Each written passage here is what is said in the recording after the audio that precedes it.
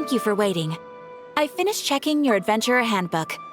Here are your commission rewards. We have no other urgent commissions on the books at present. Thank you for all your hard work lately. Perhaps you two could consider taking a vacation. Amazing! Paimon never thought we'd end up having downtime in Nocturne. Things were pretty hectic when we first got here. Everywhere you looked, it was either the Wild Hunt causing chaos or the Fatui stirring up trouble. It felt like this whole region was one giant slime in a barrel, ready to go boom at any moment. Sure have. Things were looking pretty dicey, but in the end, we managed to turn it around. Whoa! Paimon just got deja vu! Oh, that's right. It's because we've done this like a million times now. Yes. Are you two aware that the Moon Prayer Night is soon to take place? Oh, yeah! Llama told us that was coming up soon. Wait, why do you mention it, though? Do people in Nasha Town celebrate it, too? Paimon thought it was just for Moon Goddess worshippers. You're partially right. Most people in Nasha Town just see the festival as an opportunity to do business. They do not concern themselves with the religious element. The festival was first celebrated by the Frost Moon Scions. On this day, they would wear moon prayer blossoms and celebrate the birth of the moon goddess through song and dance. They would also prepare food and handicrafts and give them as gifts to others. Over time, it became Nocturne's most lively festival. Oh, sounds like fun! Great! Well, in the meantime, since Catherine doesn't have any commissions for us, let's focus on some personal business instead. When we first got here, you mentioned that this was where your spaceship landed? We didn't get to follow up on it at the time, because we got wrapped up in that whole rare situation, but now we can finally start investigating it properly. Well, there's a saying Paimon's heard around these parts, which goes, if you lift up a rock, you'll find something you weren't looking for. By that logic, you'll never find what you're looking for while you're searching, but the moment you stop looking, it'll jump right out at you. Could be worth a try though, right? Anyway, Paimon suggests we focus on other stuff we want to do for now, and just keep an ear out for spaceship-related intel as we go.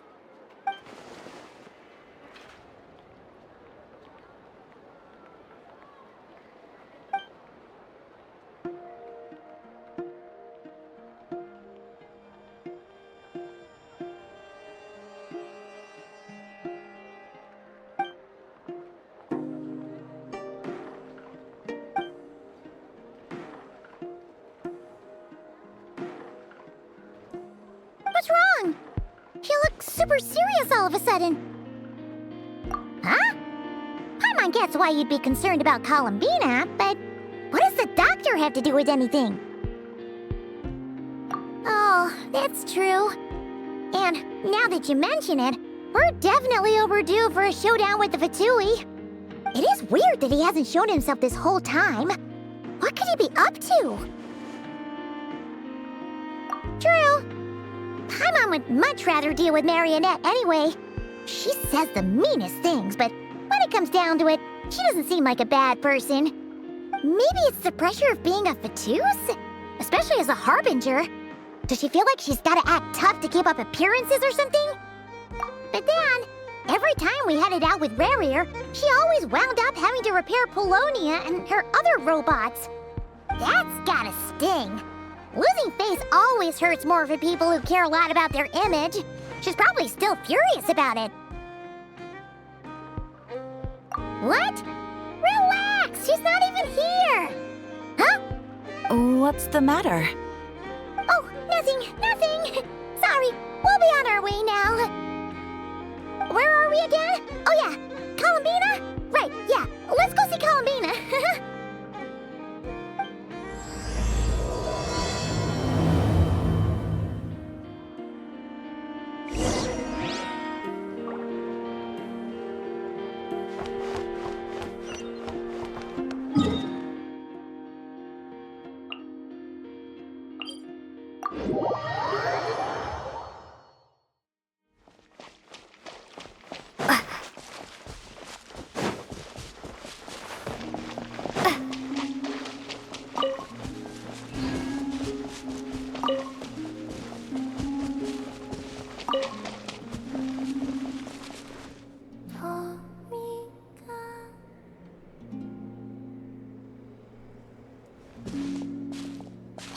she's sitting up! Is me sitting here a rare sight? No, we just thought you'd be resting. Perhaps I would have been, were it not for the sudden arrival of some unexpected guests.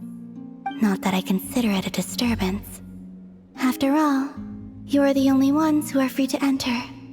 Would it not be a little unfriendly of me to lie down while we speak? I didn't realize you put so much thought into little things like that.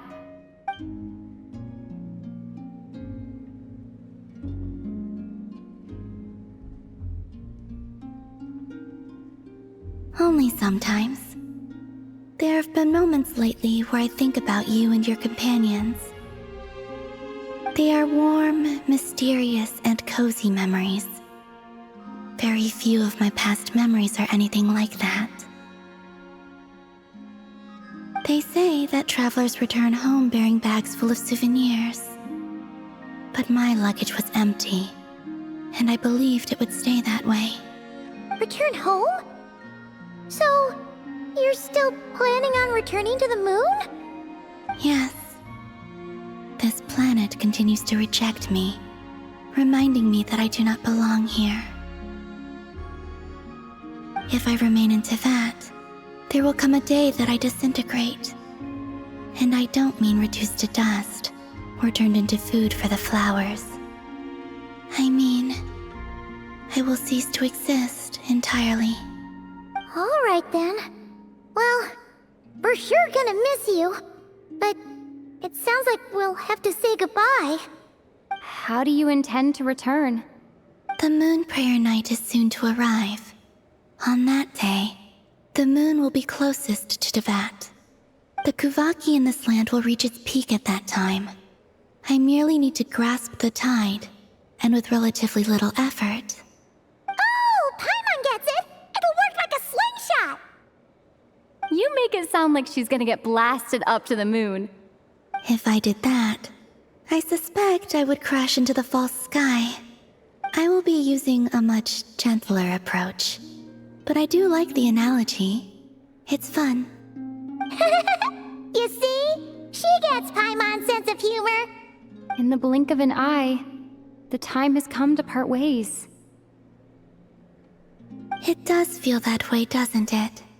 Time seems to fly fastest when you are enjoying it. I have always thought of myself as a wanderer on this earth, and it has never expressed any desire to keep me here. Yet, just as I plan to depart, it tugs at my arm. Is this a gesture of affection? Or is the world mocking me? Oh. Were you hoping I can answer that? Yes, you are a traveler, so you must have a lot of experience in this area. Then, what I would say is, enjoy the moment. That's right! Don't overthink it! Happiness is happiness and joy is joy! The point is to enjoy it, not analyze it! I see. Then what I would say is, even though I am very tired right now, I am still happy. I can't tell from the tone of your voice. Oh, really? You don't think I sound happy? I'm just kidding. I could tell you were in a good mood today from the moment we saw you. Ah, a joke. Albeit not a funny one. Anyway, I assume you're here about you-know-what. Give me your hand. Actually, it's not that. There's something else we wanted to discuss with you. Oh, then do you still want to give me your hand? Or not? Sure.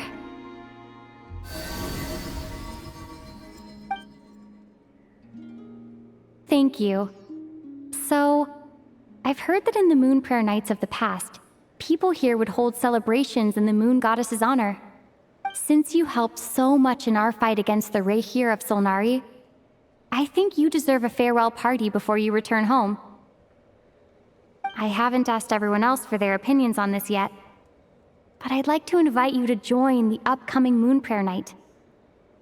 I've never joined a moon prayer night before. I'm not sure what I would even do. Oh, don't worry about that! We take care of everything. All you need to do is show up. Of course, there's no need to force it if you're not feeling strong enough. It's just, this kind of felt like a golden opportunity. But they call me Kutar, and the Fatui have an arrest warrant out for me. I shouldn't appear in public right now.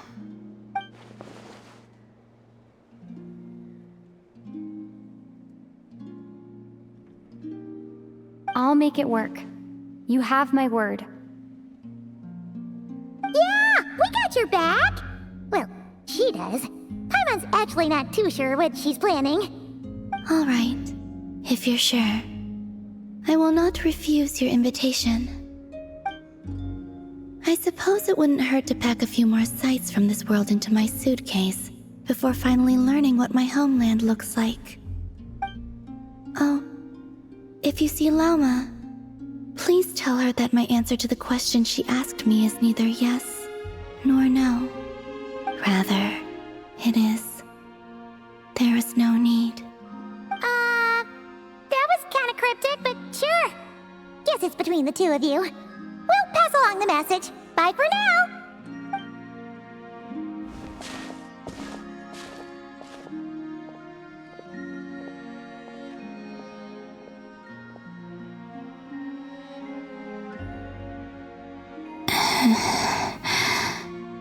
And also, I do not know.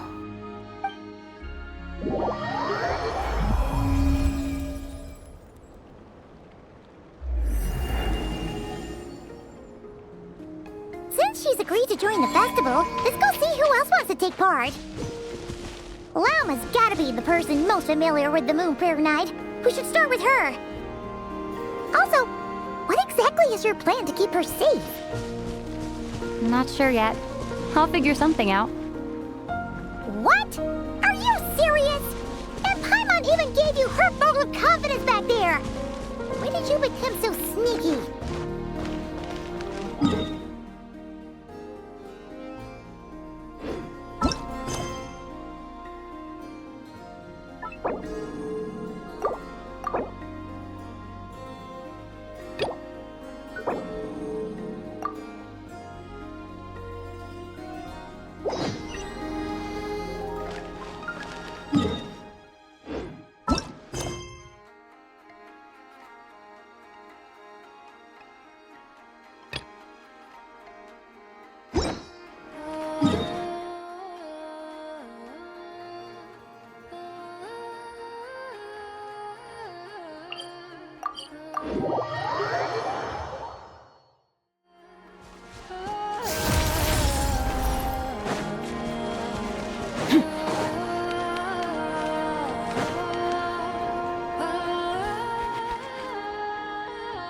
Yes, I'm sure you have very many friends indeed, but that's not the issue. Even if you summoned every ibis on Hisi Island, I still don't think you'd be able to move the moon mirror. And even if you managed it, the lunar semblance within would still... dig it out. You could, but moving the mirror would still pose a challenge, even for you. Huh? You really can summon every ibis on the island if that's what it takes? And you, on the other hand, think this plan is a joke, even if the ibis gets its entire family involved?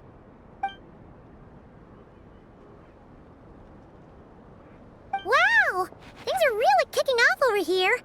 Looks like we've got a weasel thief and a heated argument with a bird. We're plotting and scheming, to be precise. I'm told we have to get all our ducks in a row before moving forward on this job. But my co-conspirators disagree quite strongly on the best approach, and they're not exactly being diplomatic about it. Choice words have been spoken. All right, I believe you. I'm sure you do have friends in high places. Although, where did you learn to speak like that? From a short girl with a metal arm and a hat. Of course you can keep talking like that so long as you enjoy it. But be sensible around her, okay? Don't copy everything she does. I'm going to have a little chat with the Traveler and Paimon now, so be good and pipe down a little.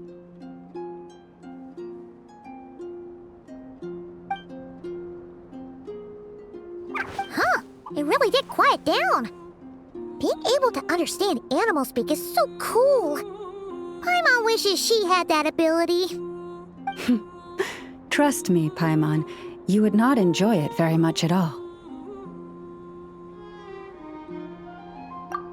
Don't misunderstand.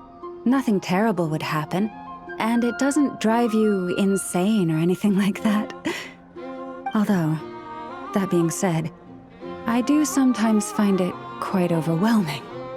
I was overjoyed when I first discovered that I could understand animal speech, but I quickly realized that it came with a downside. This ability is always active, and I cannot control it. Oh. Yeah, that would be a problem. And if you can't control it, that means... Exactly. People say that listening to the bird song deep in the woods gives them a profound sense of peace and quiet that lifts their spirits. But no matter where I go, I can never find peace and quiet. When I stand in the forest, I hear the chatter of the wildcats, the rabbits, the rhyme-horned deer, the chic badgers, and the long-plume ibis. They argue loudly about who's to blame for damaging whose roost, or which part of the woods the best twigs come from. Alright. Guess talking to animals isn't all it's cracked up to be. Waking up to the sound of birds chirping is pretty nice, but replace that chirping with bickering, and suddenly it doesn't seem so appealing.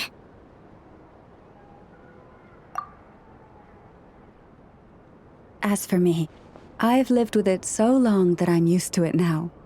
In fact, it would probably be quite an adjustment if I woke up one day and couldn't hear the finches discussing which cup in which house makes for the best bath. Yes, plotting and scheming. Thank you for reminding me. I got a little sidetracked. Although, now that the Traveler's here, we might just have the solution to our problem. No, just you will suffice. This job involves breaking into a storage room by undoing the seal created with the moon mirror by a previous moon chanter. But for someone of your talents, I'm sure it will be a simple task. Don't worry, I'm sure you'll be fine. Come, let's go.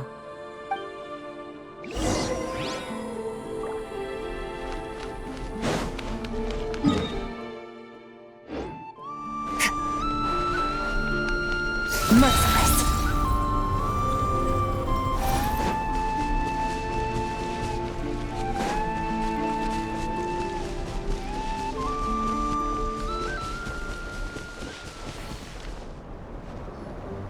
Here we are. What you see now is the moon mirror, within which the lunar semblance is sealed. Oh, must be a pretty precious statue if they went to all this effort to steal it away. Will there be some traps inside? You know, the kind that send arrows flying out if you step in the wrong place? Do not worry. This little one did some scouting for me ahead of time. The seal does not contain any such fatal traps.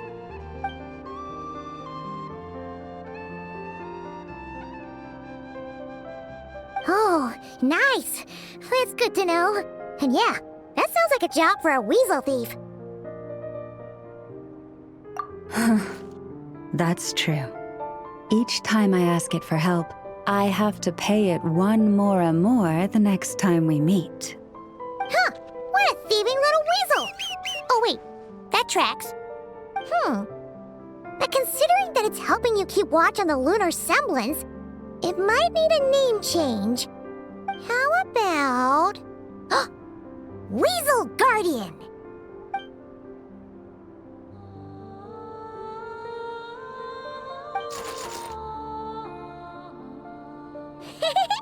Can't catch Paimon! Paimon can fly!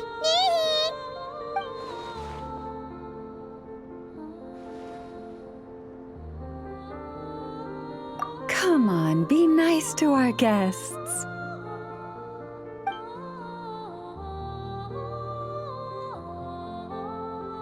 To retrieve the lunar semblance, we need to activate pairs of mechanisms in 2 different locations. So it's a 2-person job. If you head over there and take the mechanism on that side, I'll take this side. That won't be a problem. I have eyes in the sky. It will keep me updated on where you are and which mechanism is in front of you. Don't worry. All you have to do is follow my instructions.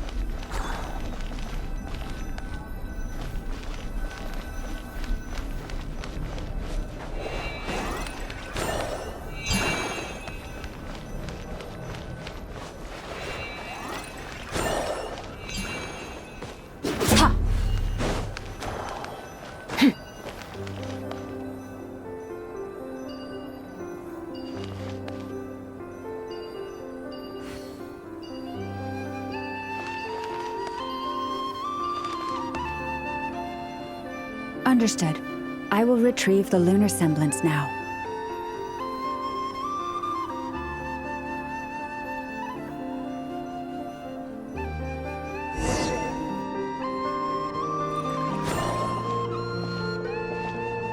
Wow! What a huge statue! Yeah, no amount of birds or weasels is shifting that. He probably couldn't even get past the mirror. So, Lalma, just how valuable is this statue anyway? In terms of Mora? Not much, I suspect. It's crudely fashioned, and the kind of stone it's carved from is found everywhere around these parts. But to the moon chanter of that era, and to the frost moon scions of today, it is a priceless treasure. If nothing else, I now have concrete proof of its existence. That's enough to confirm the reliability of several documents on the topic. To me, that makes this a very successful trip. Thank you for your help. I knew I had judged you correctly. The moon mirror posed no obstacle to you.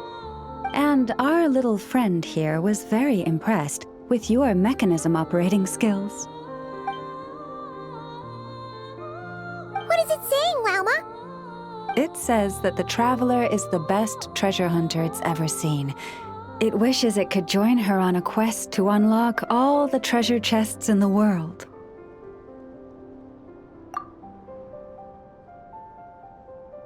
From now on, I'll call on you if I ever find a treasure chest I can't crack. Okay. Bye then. Didn't even give us a choice in the matter. Don't worry, it won't come knocking on your window every day with a Mora coin in its jaws trying to drag you off on a treasure hunt. And it certainly won't be visiting your room in the dead of night, moaning about locks it can't pick. Uh-oh. We better make sure to lock all our doors and windows before we go to sleep tonight. Relax. That weasel's only a child. It means no harm. It's just more talkative than most. All right, let's head back. It's almost time for dinner. Oh, and we still need to figure out how to get this statue back to our library. It seems like I'll need a little help from my friends, after all.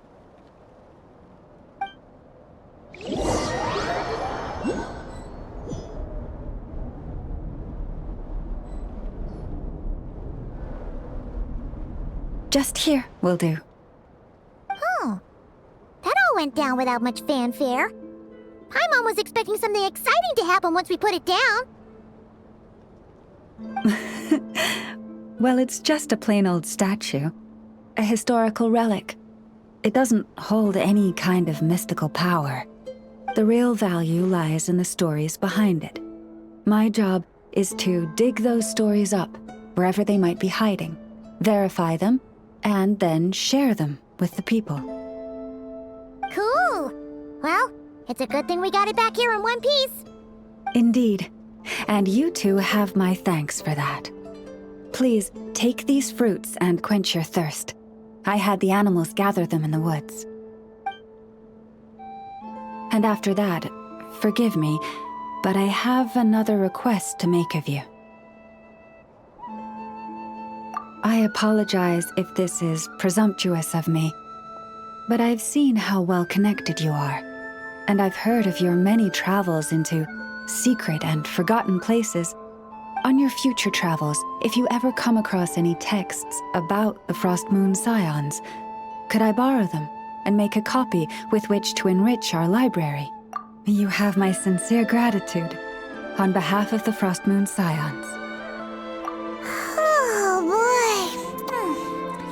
That was some seriously tasty fruit. So much better than Paimon's used to. These animals have lived their whole lives in this forest. Naturally, they're the ones who know where to find the best fruit.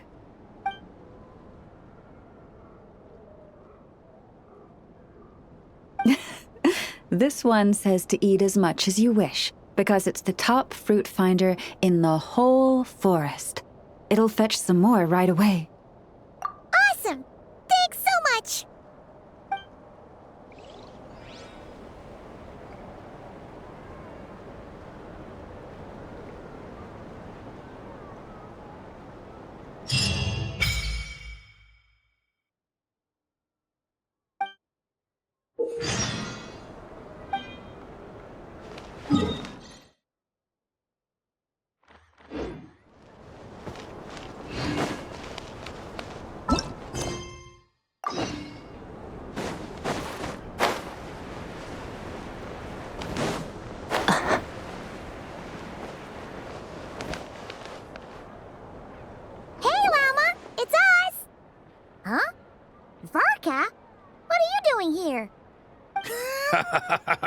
Beats me. I had a bit too much to drink last night, and when I woke up, I was on Hisi Island. Mr. Varka is helping to oversee Nasha Town's preparations for Moon Prayer Night. He is here to go over some details regarding the decorations and custom cloth designs. Right, yeah, that too. What do you mean, that too? Yes. Celebrating this festival is a long-held tradition here in Nocturne.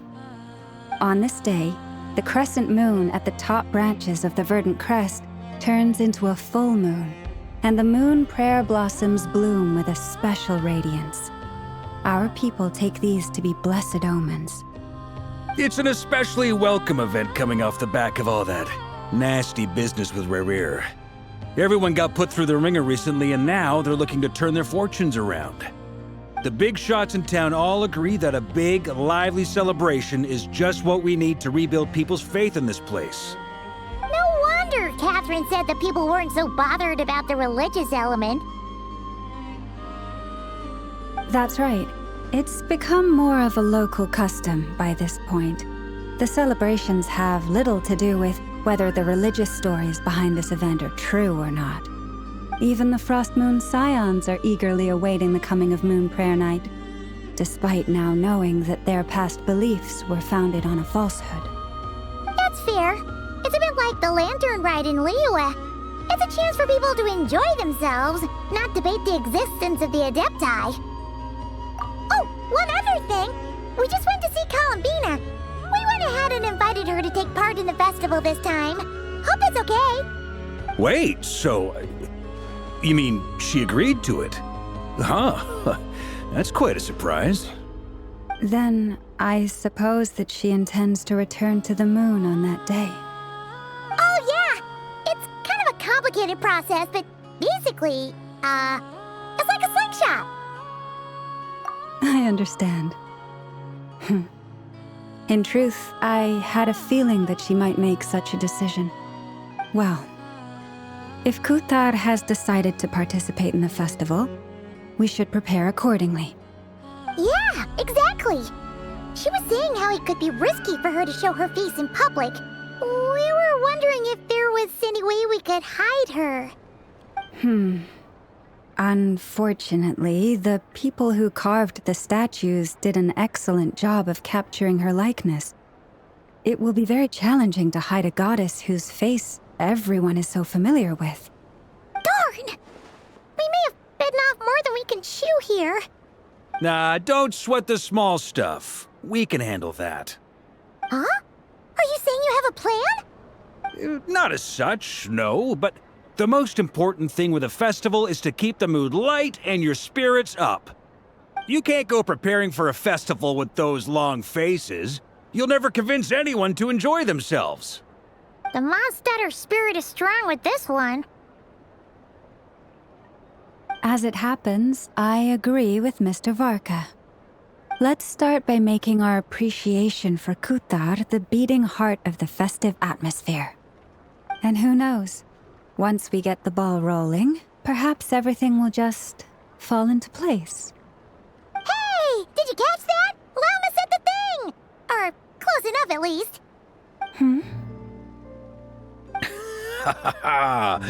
I'm looking forward to the Moon Prayer Night already. We have a festival in Mondstadt called Windbloom, and you can always tell which couples are celebrating it for their first time by the smiles on their faces. Big, beaming smiles like their whole face is glowing. And I have a feeling we'll get to see that same smile on the Moon Goddess's face at this festival. Not quite the same, surely. Anyway, I'll take care of business in the city, but I'll have to leave the decor up to you and the Frost Moon Scions. No one else can capture that traditional aesthetic quite like you guys. But lastly, there's the final key element that brings the festival to life: companionship. Before you leave, let me show you something that we've been preparing. Mr. Varka had asked to see it already, so you may as well tag along. Also, I have some further questions about Kutar's decision.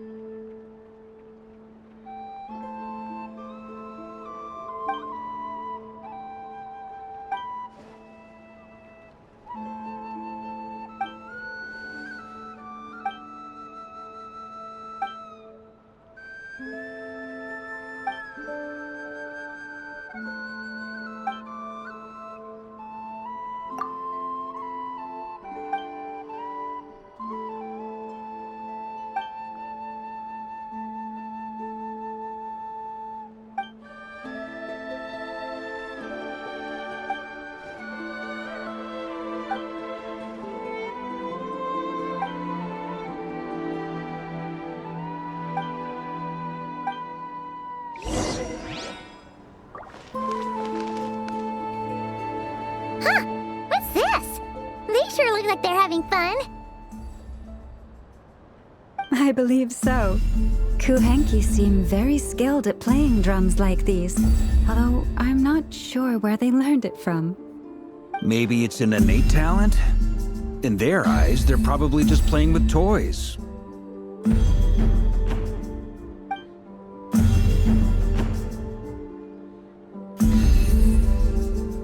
Wanatar! You want to play too? Yeah. She looks more confused than anything. Maybe we can teach her next time if we get the chance.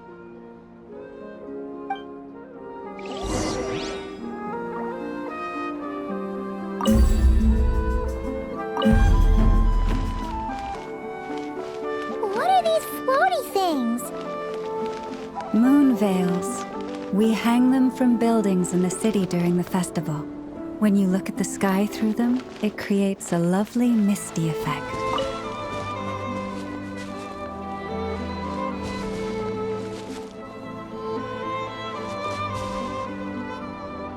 Everyone seems hard at work. They're preparing items for Moon Prayer Night. For instance, the sculpture being made over here, Mr. Varka and I were just finalizing the details of where it will be placed. Ah, there she is. I didn't know the finished article would be so large. Not to worry, though. All the necessary arrangements have been made.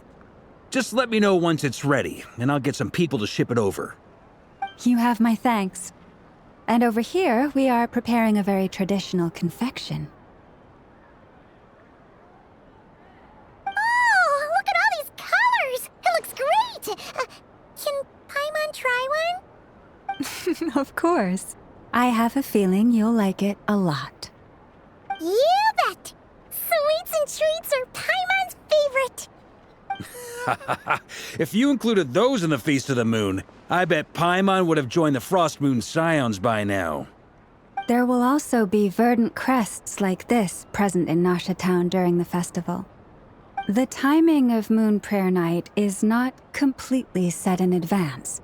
We make a rough estimate, then observe the changes in the verdant crests and moon prayer blossoms to guide us.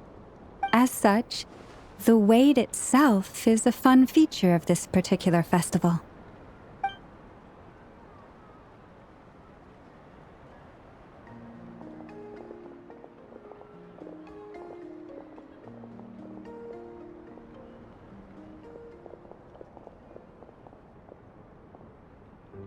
Let's talk here. To tell the truth, I am very surprised to hear that Kutar is willing to participate in the festival. I once asked her if she'd be willing to stay with the Frost Moon Scions.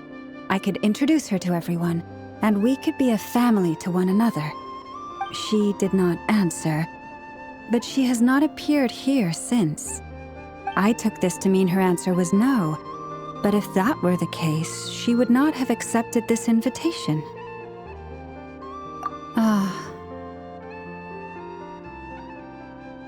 I see.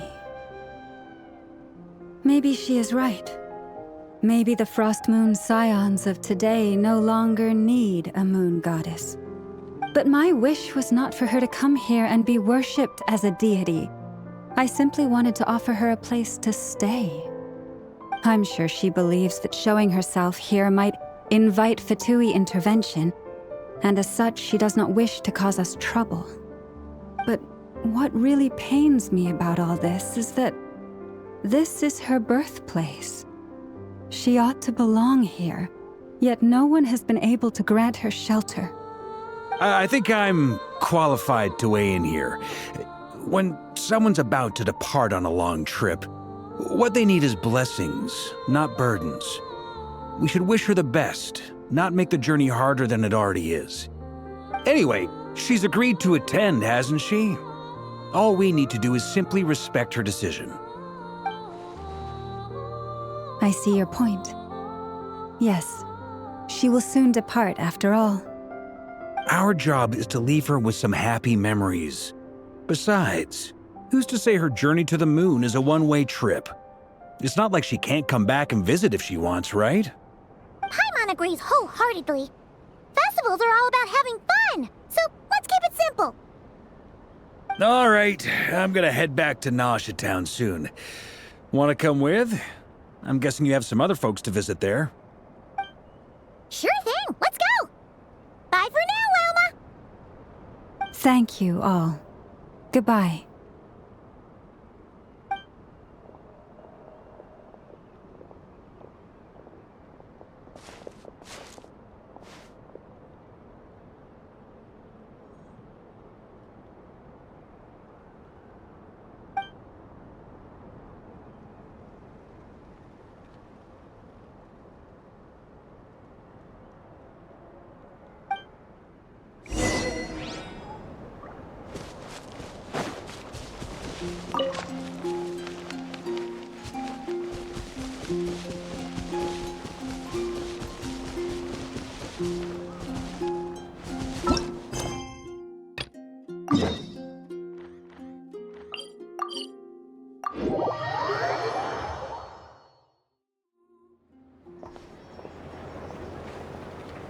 Huh?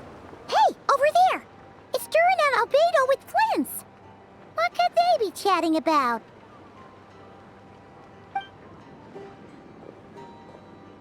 Your guess is as good as mine. Ah, Grand Master, and the Traveler in Paimon. Hello there. It's been a while. Perfect. We have some new volunteers for our investigation. Wait, let me guess. The righteous Lightkeepers are finally ready to hunt down the Abyssal Dragon? Haha. Yes, that too. Yeah, right! Oh, wait! Why does everyone keep saying that too? Well, to be precise, the facts match, but not the causality. Wait, so I guessed right? Half right! Don't act so impressed with yourself.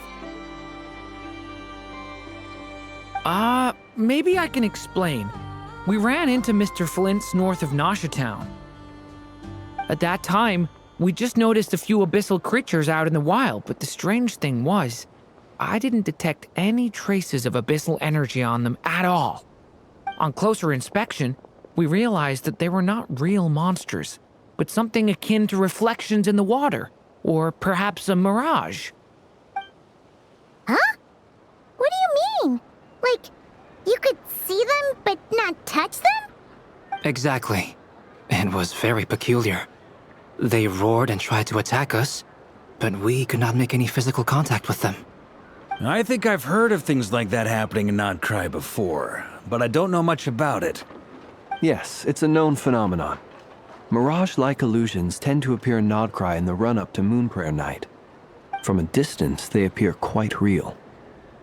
I myself thought that Misters Durin and Albedo were locked in battle with abyssal monsters when I first arrived. But after sharing intel and investigating a little further, we can confirm that these illusions are harmless. There is no great cause for concern. All the Mirage stories I've heard are either animals, rocks, or small houses. Abyssal monsters, though? That's a first. It's a first for me, too. So I'm planning to look into it further just to be on the safe side. I intend to inspect a few more locations. What about you two? Any plans?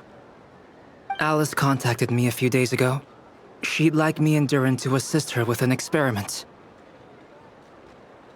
But we lost contact shortly after receiving the message. I'm sure that comes as no surprise to anyone familiar with her. We don't know when the wind will blow, yet when the wind blows, we will know. That, in a nutshell, describes how Alice operates. Yeah, that tracks. Okay. Well, I suggest we investigate this Mirage business in the meantime. It's piqued my curiosity, and I'm pretty sure I know someone who will already be 10 steps ahead of us. Well said. Right? Whatever's happening in Nocturne, she always seems to be the first one to know. Let's go see what she knows. We can invite her and her staff to the festival while we're at it.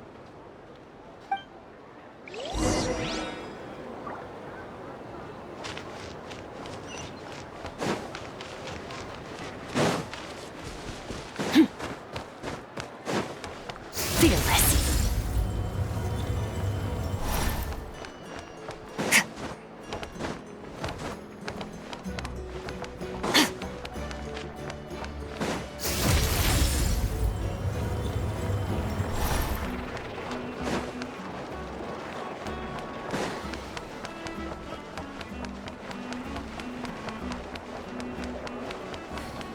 Merciless.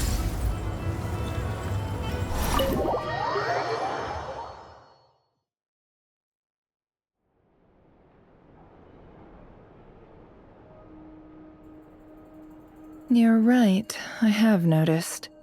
There's certainly something a little fishy about this situation. Only a little, though. Records indicate that this phenomenon can occur in the days before and following Moon Prayer Night. That said, it has always been a rare sight in the past.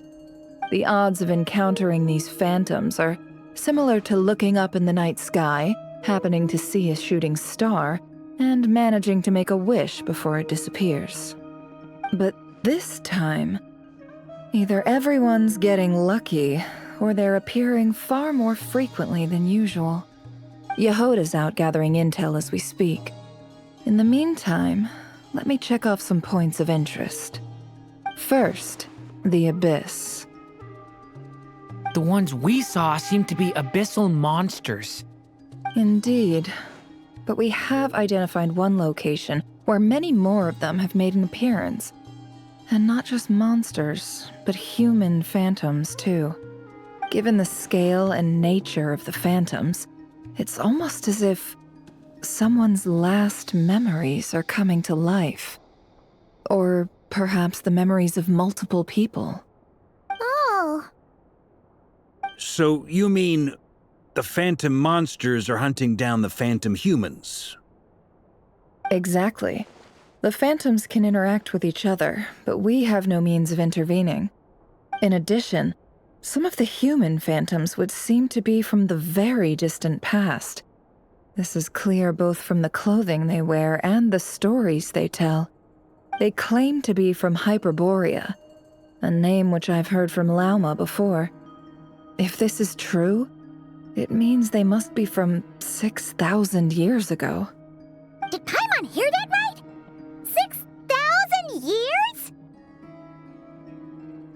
It sounds like this merits further exploration. That'd be a big help. I'll leave it with you, Albedo. My knowledge of ancient history is non-existent.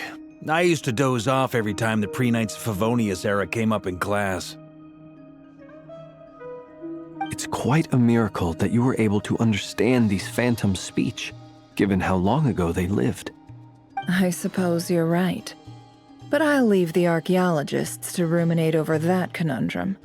As an intelligence broker, my sole interest is in the value of the information I gather. Which, in this case, hopefully means earning myself some good favor with our dear Lady Moonchanter. So calculating. Whew, this intel broker logic always catches Paimon by surprise. Sounds to me like we could split the work up. I think the abyssal phenomenon is best left to Albedo, Flint's, and me. Agreed. It coincides with my duty as a lightkeeper. For my part, I'd like to understand the abyss better. Even a little knowledge would go a long way. This is certainly a rare opportunity to study the Abyss. But even rarer, perhaps, is the chance to make contact with the Ancients. The Curatorium will take the lead on investigating the Hyperboreans. We put in the work to learn what we know so far. It seems only fair that we get some quantity of exclusive intel. That just leaves our trusty team of 2 unassigned. Since you became an honorary knight, of course. This was part of my grand plan all along. Ha ha ha! Oh yeah, by the way, we managed to convince Columbina to come to the Moon Prayer Night celebrations. Would you and Yehoda like to join too? She agreed to that? Huh. Quite an achievement. Never underestimate the traveler, I guess. I'd be happy to join. No point shutting myself inside when the streets are all decked out. I doubt any clients will be visiting during the festival in any case. And Yehoda loves a party, so I'm sure she'll jump at the opportunity. No, no, no, no, no, no, no, no, no, no! Way to contradict me in front of... Wait, no, that's not what I have bad news, boss. So many people. All right, everyone inside, quick!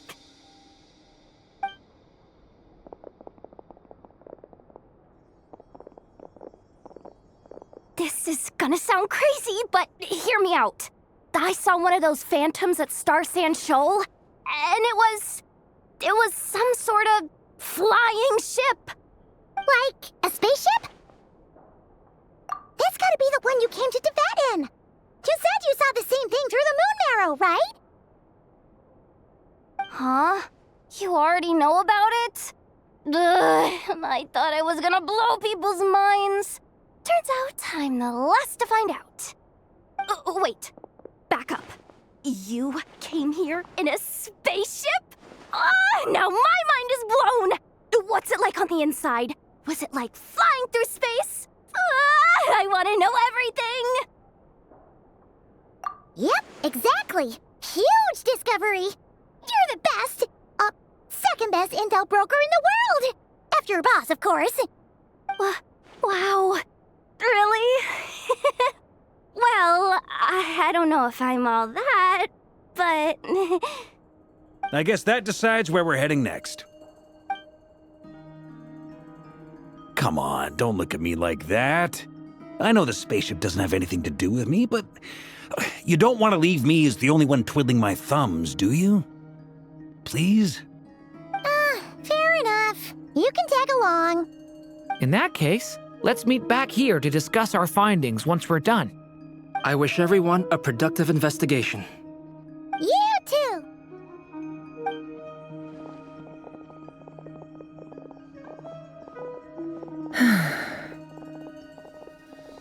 What's up, boss? Aren't we gonna head out? Tell me, Yehoda, when did the curatorium start giving out intel for free? Oh, sorry, boss.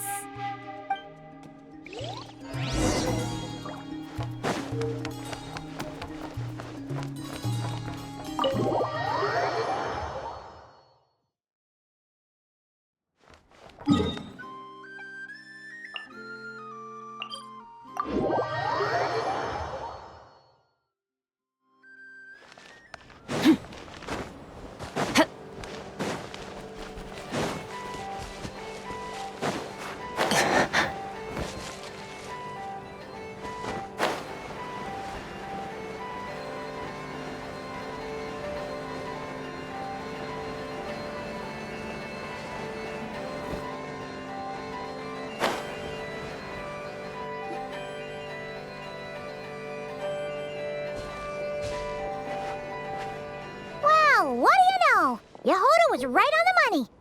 This phantom really is your spaceship. But that's so weird. Why would it show up here? Is it some kind of projection? Or a ghost? Like, maybe it no longer exists, but somehow it left an afterimage? Ah, you're already here. Miss Lauma, what a surprise. I thought you were busy with festival preparations. I was, until one of our people informed me that a strange sight had appeared at Star Sand Shoal. No one's ever seen something quite like this before. I thought I should see it for myself. Same here. Oh, so we heard that these things appear around the festival period. Any idea why that is? Unfortunately not. We have very limited information about them, since they can't be interacted with. And no human phantoms have ever made an appearance before now. The most we've been able to deduce is that these sightings appear to be connected to the increase in Kuvaki energy around this time. Yeah, seems like that's all we is all so confusing. Allow me to lend you a hand.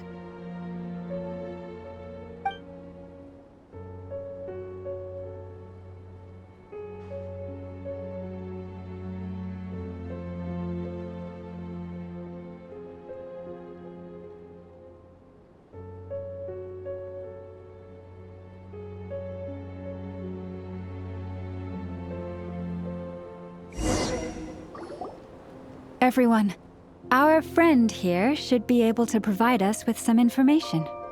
Is that a phantom rhymehorn deer? I've heard about how the Frostmoon scions live in harmony with the animals and can even communicate with them. That's coming in handy now, for sure. Okay. Yes, I understand. Then how about this?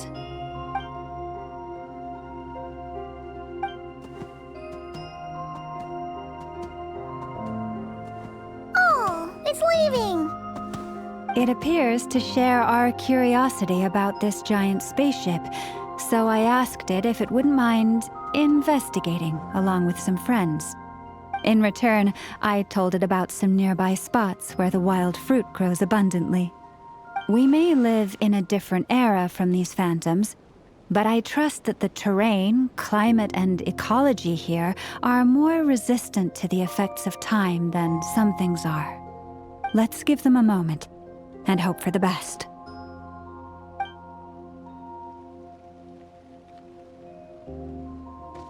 All back together? Must have been a lot of fruit. Indeed. Now let me ask them some questions.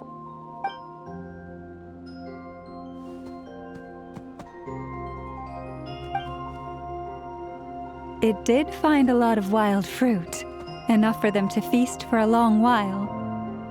This puffin circled in the air several times, but didn't spot anything out of the ordinary. Certainly nothing to do with the spaceship. Huh. Well, it definitely makes sense to get a bird's eye view. Indeed.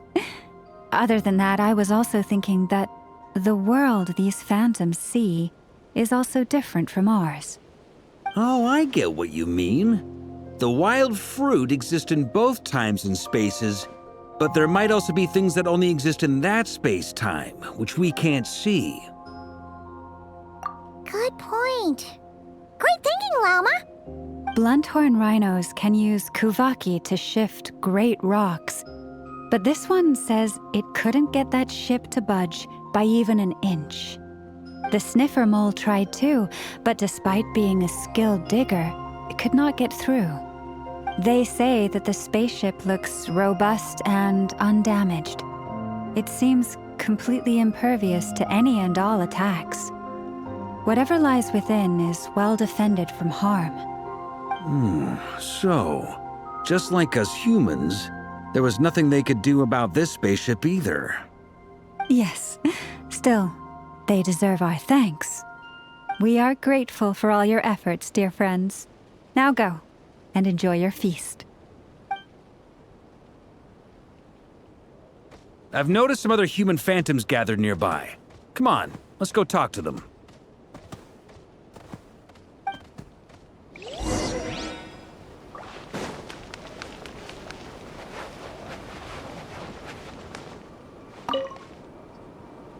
What is this thing? I've never seen it move, and there's no way to get inside. Goodness knows. My grandpa says it's been sitting here at least since his grandpa was still alive. What about his grandpa? Did he say anything to your grandpa's grandpa about it? Huh? I don't know. In all likelihood, it was here back then too. Hard to imagine something this huge could move. Guess that means that as far as they're concerned, this ship's been around a long time.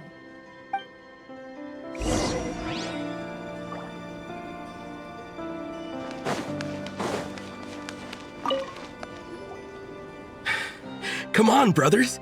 If we can get even a small chunk off of this thing, it's gonna be worth a fortune. Today is the day we strike it rich. Huh? You mean Paimon?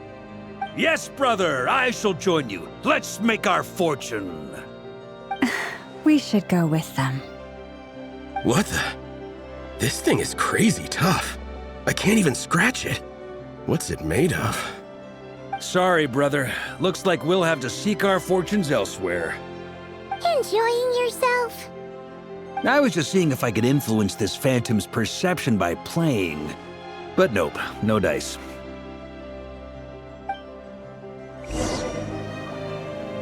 I'm sure we're all starting to build up an idea of what's going on here now that we've spoken to some of the people. These phantoms are reenacting real historical events in Nodcry. It's almost like we're in some kind of interactive stage play. We can talk to the actors, but the plot is fixed, and we can't influence it. It makes sense. History is set in stone. The objective facts of the past cannot be changed. Paimon totally thought you were just goofing around earlier. But actually, you were doing some serious investigating. Of course I was. Anyway, at this point, I think we're forced to conclude that although the Phantom spaceship is right there in front of us, we aren't going to learn much about it from these people.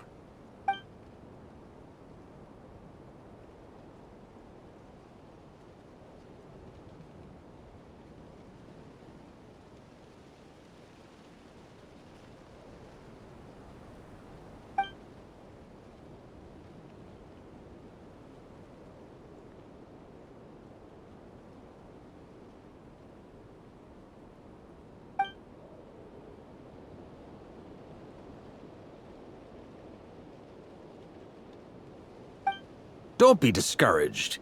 If nothing else, this is proof of the ship's existence. And think about it. So many people tried to hack their way inside, but no one could get the door open. It's made of very tough material. To me, that says that we'll either find the ship itself or the story behind it. It's just a matter of time. Huh. Every now and then, when Varka gets serious, he actually does seem like Grandmaster material for once.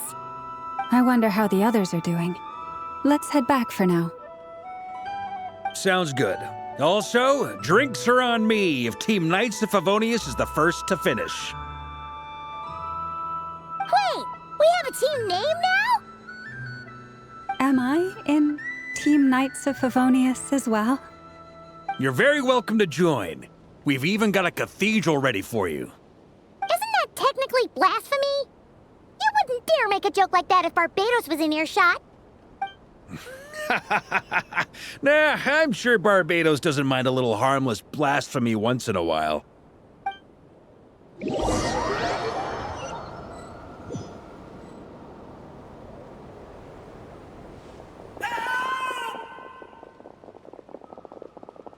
Oh, no! Get away!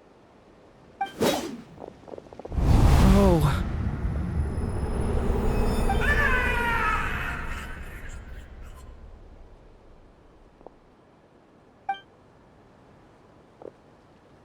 I know it's hard to stomach, Mr. Duran. But as I'm sure you've noticed, there is nothing we can do to intervene in that which unfolds before us. But we have to at least try. And try you have. But are you aware of how many unsuccessful attempts you've made now? I wasn't keeping count. I'm afraid this is the 39th failure so far. Or the 5th if we're only counting this particular victim. There are no indications that these phantoms may be altered in any way. You seem to have calmed down a little. I'll make us a fire. You should rest and have some water. Feeling any better now, Mr. Duran? May I ask a few questions? Be my guest. What exactly are we witnessing here? What happened to those people? My guess would be that we are seeing Nodcry during the Conrian Cataclysm. Would that be accurate? Conria. That is correct.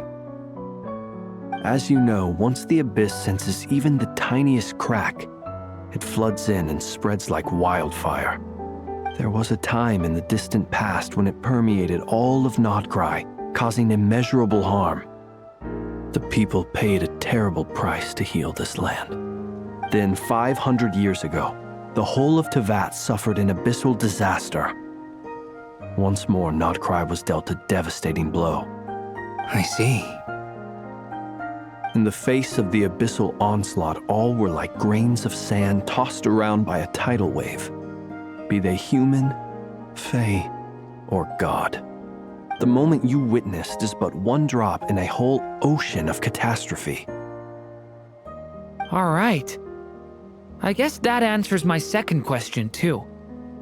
I wanted to know why there's nothing I could do to help them, and that's because what we are seeing is history. That would be my guess as well. As I understand it, history and fate are not all that dissimilar. The latter may be unseen to us, but both are immutable. Yes. Fate was determined long, long ago. I still have a couple of other questions for you, Mr. Flint. You mentioned more than one abyssal disaster that has struck this land in the past. How can you be sure that what we're seeing is from the Conrian incident? And also, how are you able to stay so calm when you're talking about these events? From everything I know about you, you're not cold or ruthless, and you're not indifferent to the suffering of others. Alas, I am forced to show my age. I must be 600 or 700 years old by human measure. Wait, so you... One is not easily moved by history when one has witnessed the truth firsthand. I'm sorry. You needn't apologize. Your passion is a good thing to have. Treasure it, because someday you may find it in terribly short supply. Now, at the risk of offending you, I have a question in return. Your curiosity toward the abyss, is it born from hatred or because you sense its call? I only ask because I kept a fragment of Rarir's body in my lantern for a short time. Specifically, his heart. So I know what a burden it can be to carry the abyss with you. And I hear its power growling from somewhere within you. In my eyes, your mere existence is a miracle. My honest answer is... I don't know. I don't think I have the confidence to say for certain. What I will say is the abyss is not the only issue that haunts me.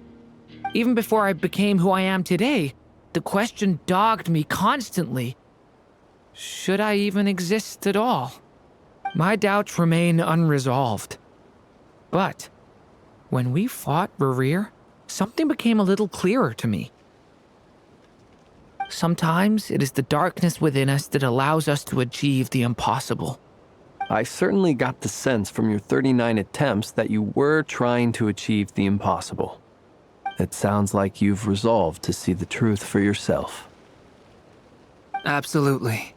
In that sense, he and I are quite similar. Then I wish you every success. I look forward to the day of your transcension. Well, if everyone's caught their breath, I suppose we should head back. Oh, and one last thing. I'd appreciate if you kept our discussion about history a secret.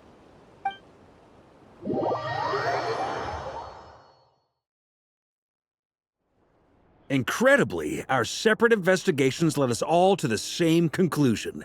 Hooray for consensus! Yeah, but we barely learned anything, though. I totally thought this would be the mother lode. Talking with the ancients?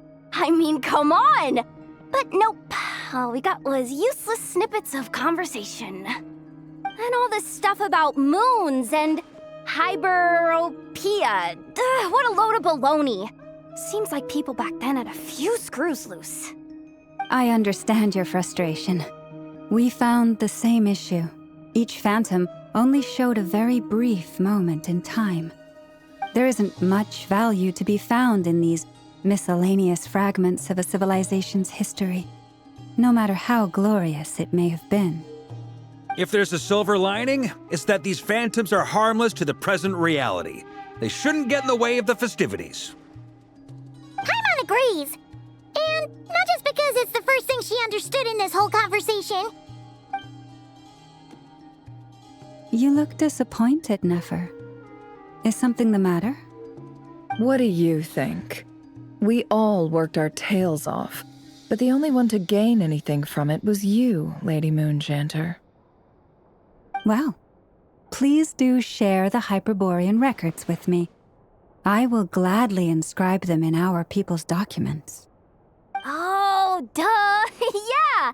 That was it! Hyperborea! Hyperborea. I'm serious. Only an expert in the Frostmoon Scions and their history can turn these records into valuable research material. The alternative is to let them gather dust on the Curatorium's storage shelves until the pages turn yellow. Nefer, you're wise enough to know that cooperating and sharing the profits is the best course of action here. Well, that goes without saying. Sure, let's do that. Huh?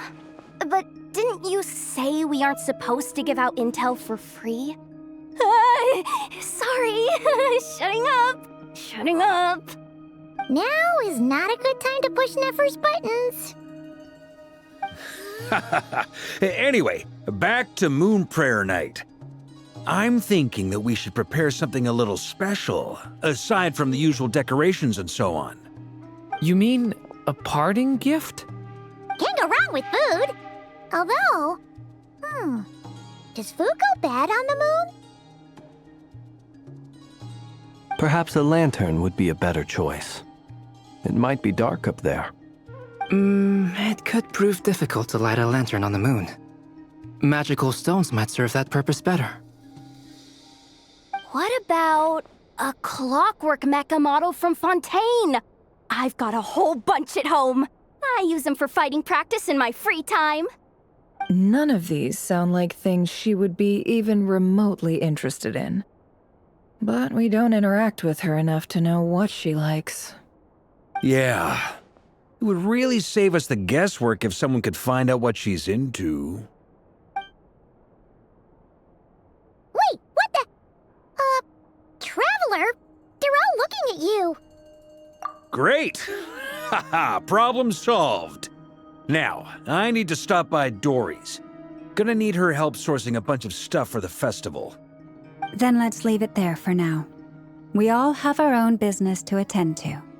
Traveler, if you find out what Kutar likes, let us know right away.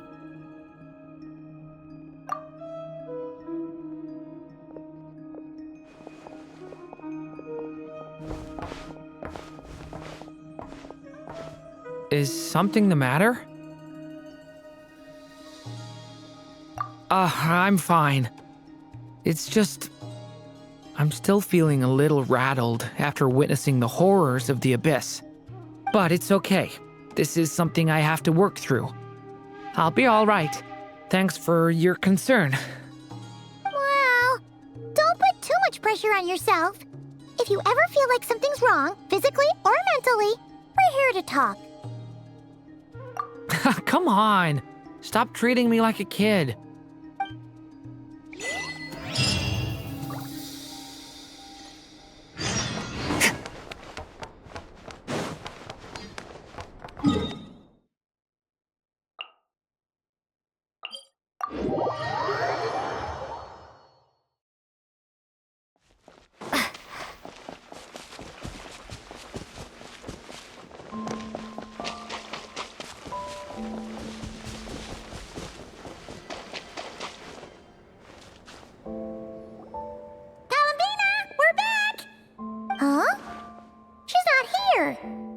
Weren't there a few Kuhenki here last time, too?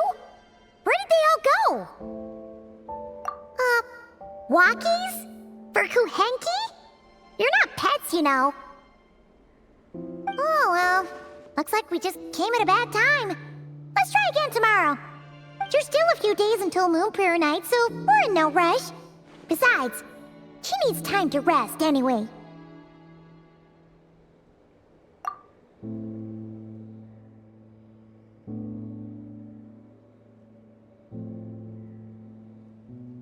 Kalamina! Are you back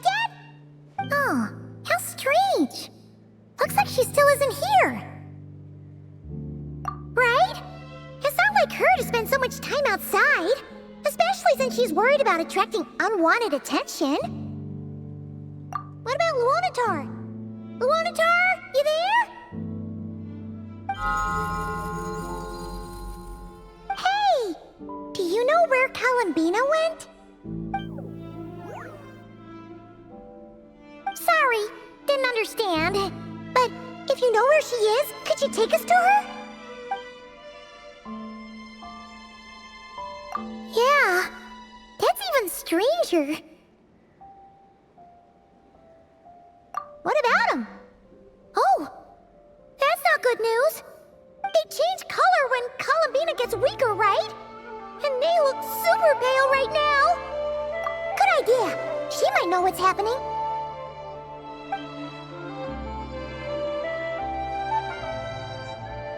Llama! Ah, it's you. How is Kutar? Is she okay? No, she hasn't. I came here to check on her after I noticed the flowers had changed color. Based on past precedent, she must be very weak right now. Even getting up to walk would be a struggle. It seems unlikely that she wandered off outside. Not to mention that she doesn't do that at the best of times either. So yeah, this is super weird. No. Very few people are in the know about Kutar's whereabouts. And if anyone suspicious had visited, they'd have left some sort of evidence. Come on, let's go to Nasha Town. If anyone has seen her, someone there will know about it. It's not Cry's information hub after all. Makes sense. Let's go!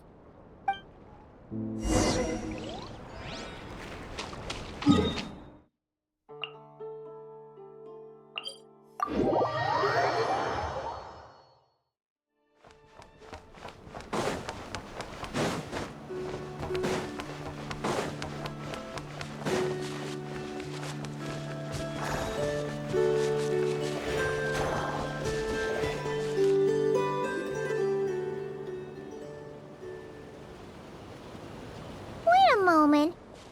Is it just Paimon, or is this stall kind of suspicious? It's never been here before, right? No, I don't recognize it. Alas, your free and easy adventure time is over. Now, prepare to face the final boss of Nod Cry. Whoa! Where'd that voice come from? Not sure, but it's definitely hostile. No, not that way. The final boss is right here. The sniffer mole? That's the final boss? Surely not. Also... Okay, the jig is up. I'll stop teasing you. Turn around. I'm right behind you. It seems I've managed to leave quite an indelible impression, even though you've never seen my face. Ah, nothing could make a great mage more pleased with herself.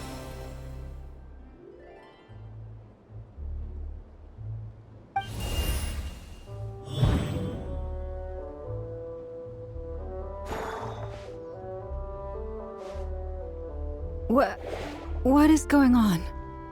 I've heard that all the big shots in Teyvat have long, wordy titles that stun people speechless when they make their entrance. Unfortunately, none of them are affiliated with the Hexenzirkel, and we ourselves keep a very low profile. The notorious name-dropping doesn't quite work for us. Still, I, for one, think I'm really quite amazing. So that didn't stop me from coming up with a title anyway. Alice! It's really you this time? Not a lantern or a Dodoko, but Alice in the flesh? Oh, that's right. So, what do you think? How does it feel to finally meet me? You look like... Oh, that's the first thing you thought. A little surprising, but that actually makes me very happy. Because that means that when Klee grows up, she'll be just as stunningly beautiful as her mother. So she's a friend of yours? Kind of. This is we've seen her in person. I see. Madam Mage, that was, quite a powerful entrance. I certainly won't be forgetting it anytime soon. It's okay, Lauma, don't force it. Paimon will do the honors. This is Alice from the Hexen Circle. She's a friend of ours, and of Arcus, too. That's right. She's a good person, just kinda unpredictable. Well, what is the human heart if not unpredictable? If we could not do as we please, how would we differ from machines? I am Lauma, Moon Chanter of the Frost Moon Scions. It is a pleasure to meet you. Oh, I know. Before you got here, I spent a good, 15 minutes getting up to speed on Nodcry's present situation. In other words, I've read the whole in the last episode part, so we can skip the pleasantries. Fair enough. Well, Miss Alice, I can already tell that you have quite a unique personality. He'll get used to it. Paimon sure is. So anyway, what are you doing in Nodcry, Alice? Oh, I thought I told you already. This time, I'm the final boss. And what a formidable foe I shall be. Powerful, confident, decisive, and good luck finding my weak spot. You will never succeed. Oh, drat! My one weakness, and you found it in an instant. Fate has been dealt a devastating blow. Thus falls the great Dodo King. Why are you playing along with this nonsense? For funsies, of course. What's wrong, Paimon? Are you disappointed in me? Am I a gigantic letdown? No, it's just... you seem like a busy lady. And this is the one time you've shown up in person. Paimon figured it would be for something more high stakes than just goofing around. You're quite right. I'm here in Nodcry because something big happened. Something big enough it caught the attention of the Hexen Circle. It concerns the 3 moons, Tevat's borders, and of course, the moon goddess you are currently searching for. Kind of. Why don't we discuss this over a pot of tea? My main reason for coming on this trip to Tevat was, of course, to have some fun. But I do technically have a job to do as well, namely, maintaining the stability of Tevat's borders. I'll skip over the complicated parts, but to sum it up, abyssal energies are all that lie beyond Tevat's border. We'd find ourselves in a real pickle if they ever made it through. And the phantoms you've been seeing are a sign that the border has been disturbed. No wonder they tend to show up around Moon Prayer Night. Is it because the real moon is now so close to us that its power can cross the border? In part, but only a negligible amount passes through. Just enough to influence the verdant crests and so on. And as you've noticed, there has been an unprecedented number of phantoms appearing this year. The influence of the moon beyond the border cannot explain this. No, there is another far greater factor at play. The trilunar syzygy. A trilunar syzygy? Eons ago, before the heavenly principles came to Tevat, it was the then 3 moon goddesses who controlled the laws of this world. Oh, that's exactly it! The 3 goddesses split these powers amongst themselves, promising never to consolidate them into one singular body. This was meant to keep the world stable. But, fast-forwarding to the present, the eternal moon's marrow is with you, while the iridescent moon's marrow, which should never have appeared in this world, has been retrieved. Add that to the presence of a moon goddess in the flesh and... the power of all 3 moons is gathered here in Nodcry. There hasn't been an event like this since the War of Funerary Flame.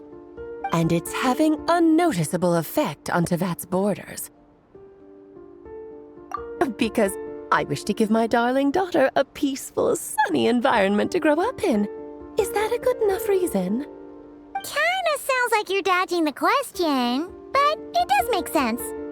Well, that's one reason anyway, and the most important one. The others are a little complicated to explain. For instance, cleaning up after dearest Miss R. Albedo could tell you more about that if you're curious. But right now, I have a more important question to ask you. Why are you collecting the moon marrows? I see. Nicole told me about that legend once. Nicole? You mean meet Anne? Oh, so you remember. Yes, of course. That was a story about fate, her area of expertise. But back to the story of our dear moon goddess. I'm afraid her intended method of returning to the moon is unlikely to work anymore. What does that mean? She may be missing, but she hasn't gone anywhere. She has disappeared.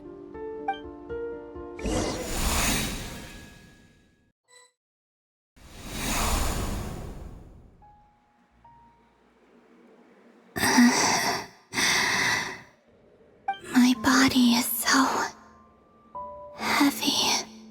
Wait, no. It's my mind that's heavy. My arms and legs are as light as a feather. What's happening to me? I feel drowsy, like I've been asleep for too long. Is it daytime or nighttime? Is the moon out? I think I'll go for a walk.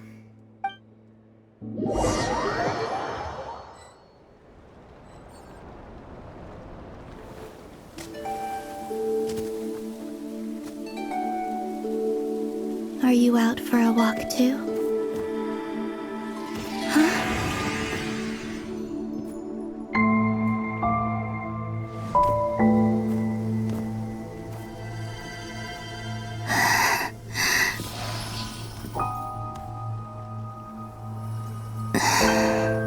The day has come at last.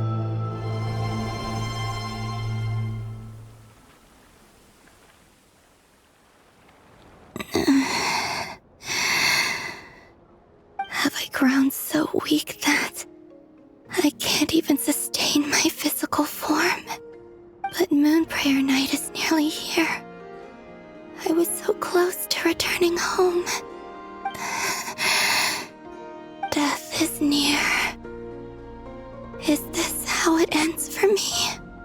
Will I return to the moon after I disappear? Or...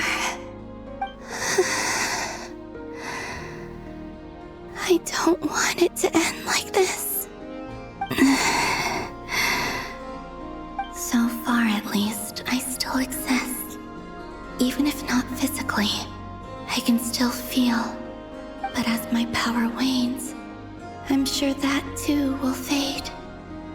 I suppose I might take one final look at this world. The world where I was born.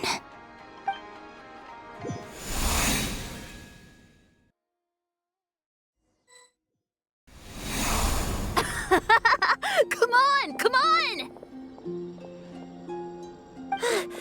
Wait for me! The Frost Moon Enclave. How much it has changed since I was born. These decorations, they're so heavy. It's times like this when you kind of wish men could be priestesses and acolytes. How fascinating. I've never had the chance to be privy to people's private lives in this way. In the past, people would get so solemn and serious the moment I showed my face, like they were frozen stiff. Karina, Lametti, it's time to eat. Coming! I want to watch them a little longer.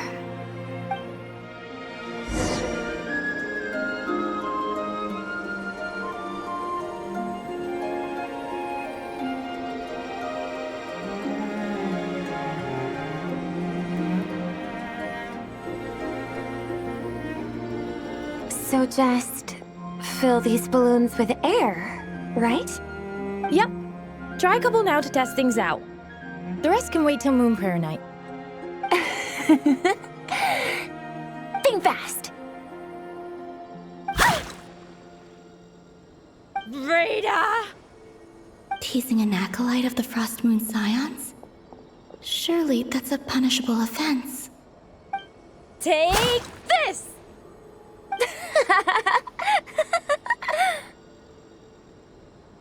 Huh? All right, enough horsing around. Lady Lauma gave us a task. We should get back to it. The task is just to check that the balloons don't leak, right? Doesn't matter if we fill them with air or water. Yeah. Okay, you got me there.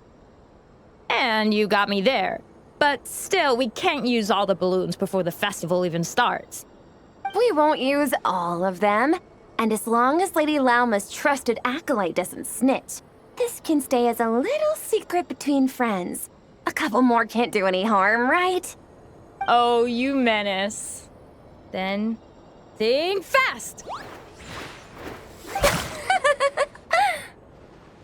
Is pumping a balloon full of water really so much fun?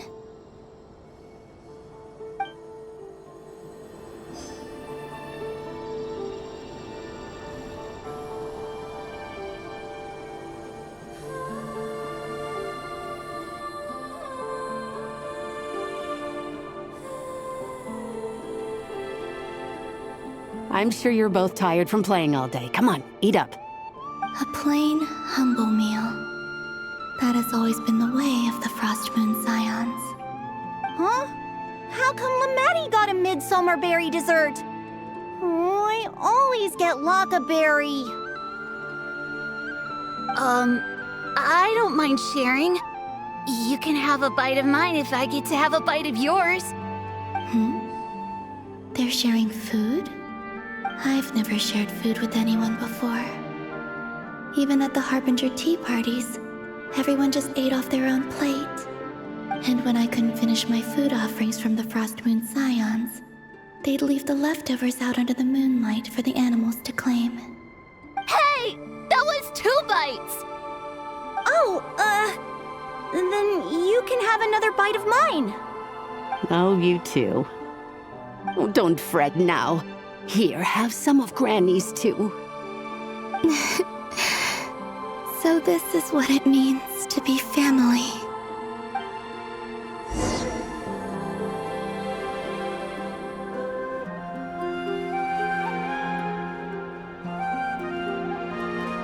I'm seeing so much that I'd never usually get to see. They'd never act like this when I was around. It's nice, being able to just watch people in peace in these final moments. What a rare opportunity. I think I'll go take a look around Nasha Town, too. Maybe the Traveler will be there.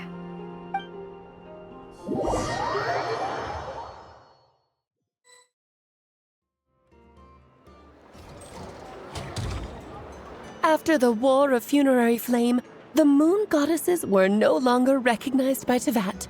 They lost the whole foundation for their existence. That's why the Moon Goddess's strength is fading. She cannot withstand the world's rejection of her. To be more pedantic about it, the Moon Goddesses did something to offend the heavenly principles, and that's why they were ousted. Something of a recurring theme in Teyvat's history. Theoretically, speaking so candidly should put me in their crosshairs too, but they can't tell me what to do. I'll say whatever I want. Anywho, the Moon Marrow energies were but a drop in the bucket for her, and that battle against the Ray Hair of Solnari only weakened her further.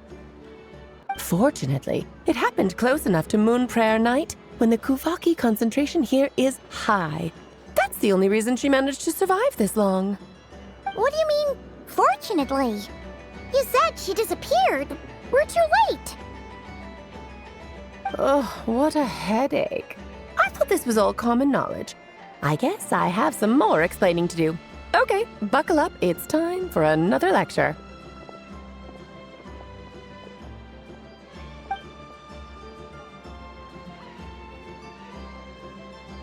Now, I said earlier that the moon goddesses lost the foundation for their existence. The reason for that has to do with the natural order. Basically, the rationale for their existence in Teyvat was lost.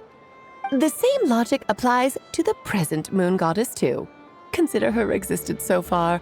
Her comrades in the Fatui called her Damselette. And she was worshipped as Kutar by the Frost Moon Scions. But these connections have now been severed, whether by her hand or yours. So, the rationale that once sustained her existence is now gone. Wait, we did that to her? Oh, well, strictly speaking, yes. But let's not start pointing fingers, shall we? I'll only end up as the big bad villain, and that's not the kind of final boss I want to be. Of course I do. I'm only the greatest mage in the whole entire world. Now, if you wish to find your moon goddess, there are two problems we need to solve. Firstly, we'll need to strengthen the connection between her and Teyvat, at least enough to sustain her until Moon Prayer Night. Strengthen her connection? But does that mean I'll have to rally all the Frost Moon faithful behind this? I'm afraid a bygone faith and a former home won't be of any help to her now. Do you know her name? Her name? Oh, yes. Names are very important things. A name is a fundamental concept that anchors one's entire existence. Then your first job is to find it. As a moon goddess, I'm sure she must have a name she identifies with. Neither Columbina nor Kutar is her true name, and she's never really accepted either of them. So, finding out her real name is enough to sustain her existence? Yes, I know it sounds like a small step, but every journey begins that way. So for now, that's all we need to focus on. The second problem is with her plan to use the moon marrows to return to the moon. Unfortunately, piercing through the false sky will take an enormous amount of power. Given her current condition, she won't be able to provide anywhere near enough power, even if she recovers her physical form. But no need to fret. Nicole's the expert in this field, and I'm sure she'll figure something out. Wait, Mage N is going to help us out too? That means we've got 2 Hexacircle mages on the case. This is turning into a pretty big deal. Actually, this is more of a side quest for me. Like you said, I'm a busy lady, so I can't stay for too long. I'll have to return to Teyvat's border soon. That's the upside you get for looking out for my little Klee. Hopefully that will incentivize you to carry on keeping her company in the future. Anyway, jokes aside, you'd better get moving. It will take quite a miracle for the moon goddess's consciousness to hold out till Moon Prayer Night. Oh, I suppose I might as well tell you where Nicole is before I leave. Off you go now. Time to meet your new friend. Oh, yes, and a little suggestion. Don't forget to mind your heads. What? I wonder how Durin's doing. I should really go see him before I head back. You really are super busy. I most certainly am. There's so many children I have to keep tabs on just in Mondstadt. Durin, Albedo, Venti, Varka. Klee didn't make the list, huh? Of course not. Klee is my pride and joy. I have no qualms about her, because she's the best child in the whole wide world. Yeah. Klee's a little angel. I'm glad you agree. Well, all the best. See you when I see you.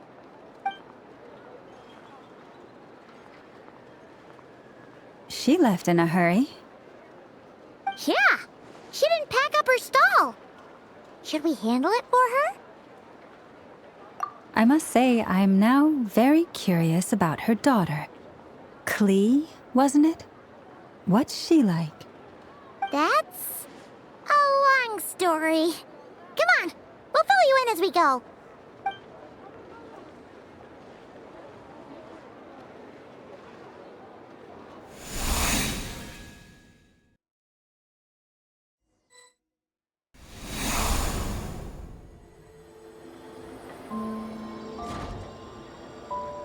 What a lively place. I've never experienced Nasha Town like this before. Hey, you old geezer! Your hammer's rusted through! Who are you calling old geezer? Are they quarreling? I'm looking right at him! You've really gone downhill since giving your daughter free rein in the workshop. Can you even swing a hammer anymore? It shouldn't take you days just to fix a single chair! You might as well use that hammer to massage my back for all the good it's doing. Don't run your mouth, or you'll get a back massage that'll put you in bed for the rest of your life. Look, the materials haven't arrived yet, all right? You know how busy it gets in the days before Moon Prayer Night. I'll bet you send all the materials to your little princess. Blood's always thicker than water, huh? All right, you've made your point, Uncle Koski. As soon as the materials arrive, fixing your chair will be the #1 priority. And Dad, if you've got time to chat, why don't you lend me a hand, See? Lolka knows what the score is. I guess they're friends. But the way they spoke to each other was so ugly. Then again, it wouldn't be the first time I've seen something like this. Columbina! Sing outside my door in the middle of the night one more time, and I'll unscrew your vocal cords. You hear me? Oh, Sandrone. So that was her way of trying to be friends with me. What a pity. I won't get the chance to say any ugly things in reply.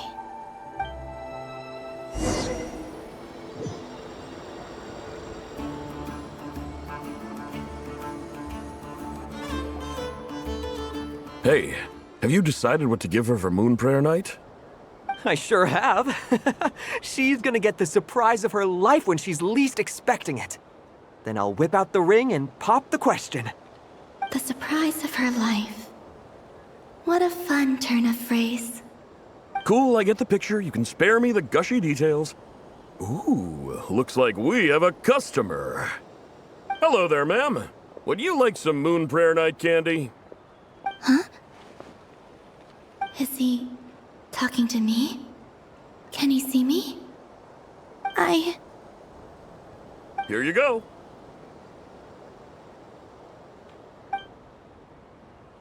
Oh.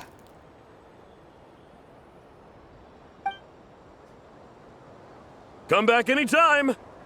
Right. Now, where were we? I don't know why, but I still held out hope.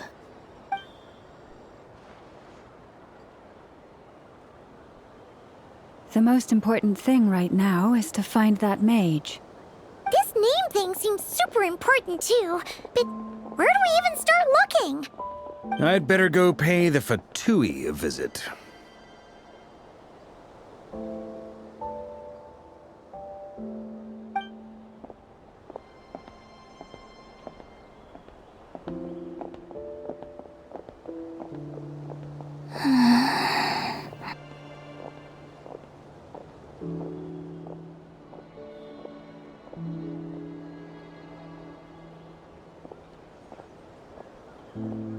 Columbina?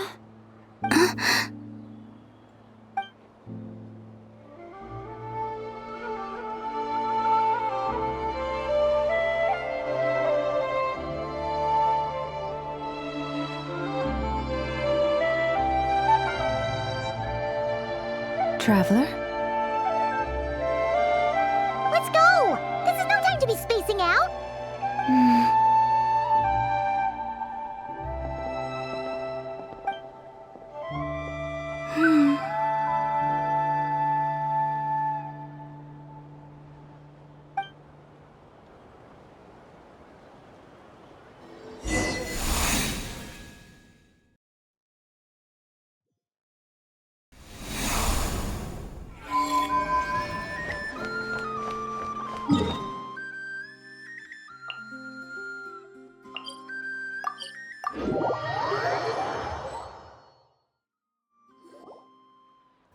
they going? They mentioned a mage and... a name? So, Mr. Varka, are you acquainted with this Nicole? Or should I call her Mage N? Not really. We've never met, though she has come up in conversation. From what I've gathered, Alice kinda took Nicole under her wing. Taught her how to speak in a more ladylike fashion, that kind of thing. Huh. Hard to imagine Alice as an etiquette coach. Yeah, Alice is a larger-than-life personality, I'll give you that. But then again, that's why she's able to draw such an eclectic mix of people into her inner circle. If I remember correctly, being an interesting person is actually one of her main entry requirements. So, if you ever wanted to join the Hexencircle, I'm sure you'd both be eligible to apply. Hey! Don't go around making promises on Alice's behalf. I wouldn't dare. I'm just trying to paint a picture of the Hexencircle for you. Okay, sure. Anyway, since none of us have ever met Nicole, how are we supposed to find her? We can't just go up to every woman in sight and ask, "Hey, are you Nicole?" Maybe something she's wearing will give it away? Like a windbloom pinned to her chest or something. Wait a minute. Alice never said Nicole was from Mondstadt. Oh, true. That would be... this young lady, then?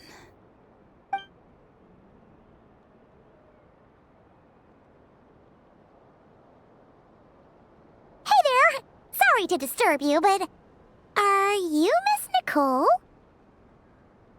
Varka, Knight of Boreas of the Knights of Favonius. Alice might have mentioned me before. Have we got the wrong person? Sorry. Well, this is awkward. When I shook my head, I meant, no, Alice hasn't mentioned you before. Huh? Where is this voice coming from? My apologies. For certain reasons, I am unable to speak. This is the only way I can communicate with you. It might take some getting used to, but I hope you can understand. Hey, it's fine. I'm more shocked by the fact that Alice never speaks about me. I mean... As for you two, we have crossed paths twice before, but it is nonetheless a pleasure to finally meet you. It's really you! Thanks for all your guidance in the past! You're quite welcome. This time, things are different. We have reached the unwritten pages of the story. You might say that we stand at the crossroads of fate.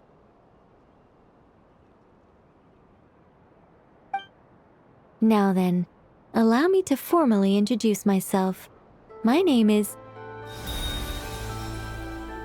No, stop! Alice! I can't believe it! I had a whole speech prepared. I'd agonized over every single word.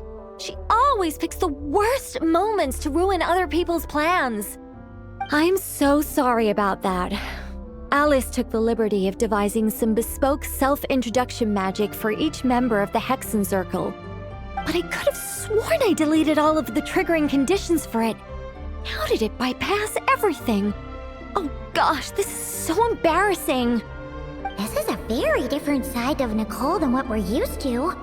Is she not used to face-to-face interactions? Don't worry about it. We've seen that introduction magic once already, so it wasn't too much of a shock. Please go on, Miss Nicole. We'd love to hear what you have to say, or... well, communicate. Huh? Are they talking to this lady? But... will you all promise to forget that horrendously embarrassing introduction? Sorry? Embarrassing? When?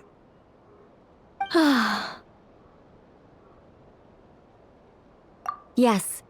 My name is Nicole. and I am one of a very few angels who have retained both their preferred form and their power. The Traveler and Paimon should be no strangers to this concept. There is another of our kind in Natlan. They call her the Lord of the Night. Right! Paimon remembers her! Yes. Well, I have retained more of my power than she. It's because I don't have a long-term duty to fulfill. To be more specific, no. We'll be here all day if I get into the specifics. Moving on. If I'm not mistaken, you are here because you wish to learn how one might reach the moon beyond the sky. That's right. Is that something you can give us any guidance on? Yes, I do know a way. It began with the Hyperboreans, who lived after the War of Funerary Flame. Blank looks. Maybe I should start with the background of the war. Or maybe not. It shouldn't be an issue. I'll fill in the gaps for you when we have more time. Anyway, after that war ended, the three moons retreated to beyond the false sky. The Hyperboreans were humans I once aided. They accepted the civilization and creations bestowed upon them by the angels. But despite accepting many blessings of the angels, many among them still held on to their faith in the moons. They were reluctant to accept the new order, even after the War of Funerary Flame. They sought to contact the moon goddesses beyond the sky and receive their guidance. But all three had passed away by that point.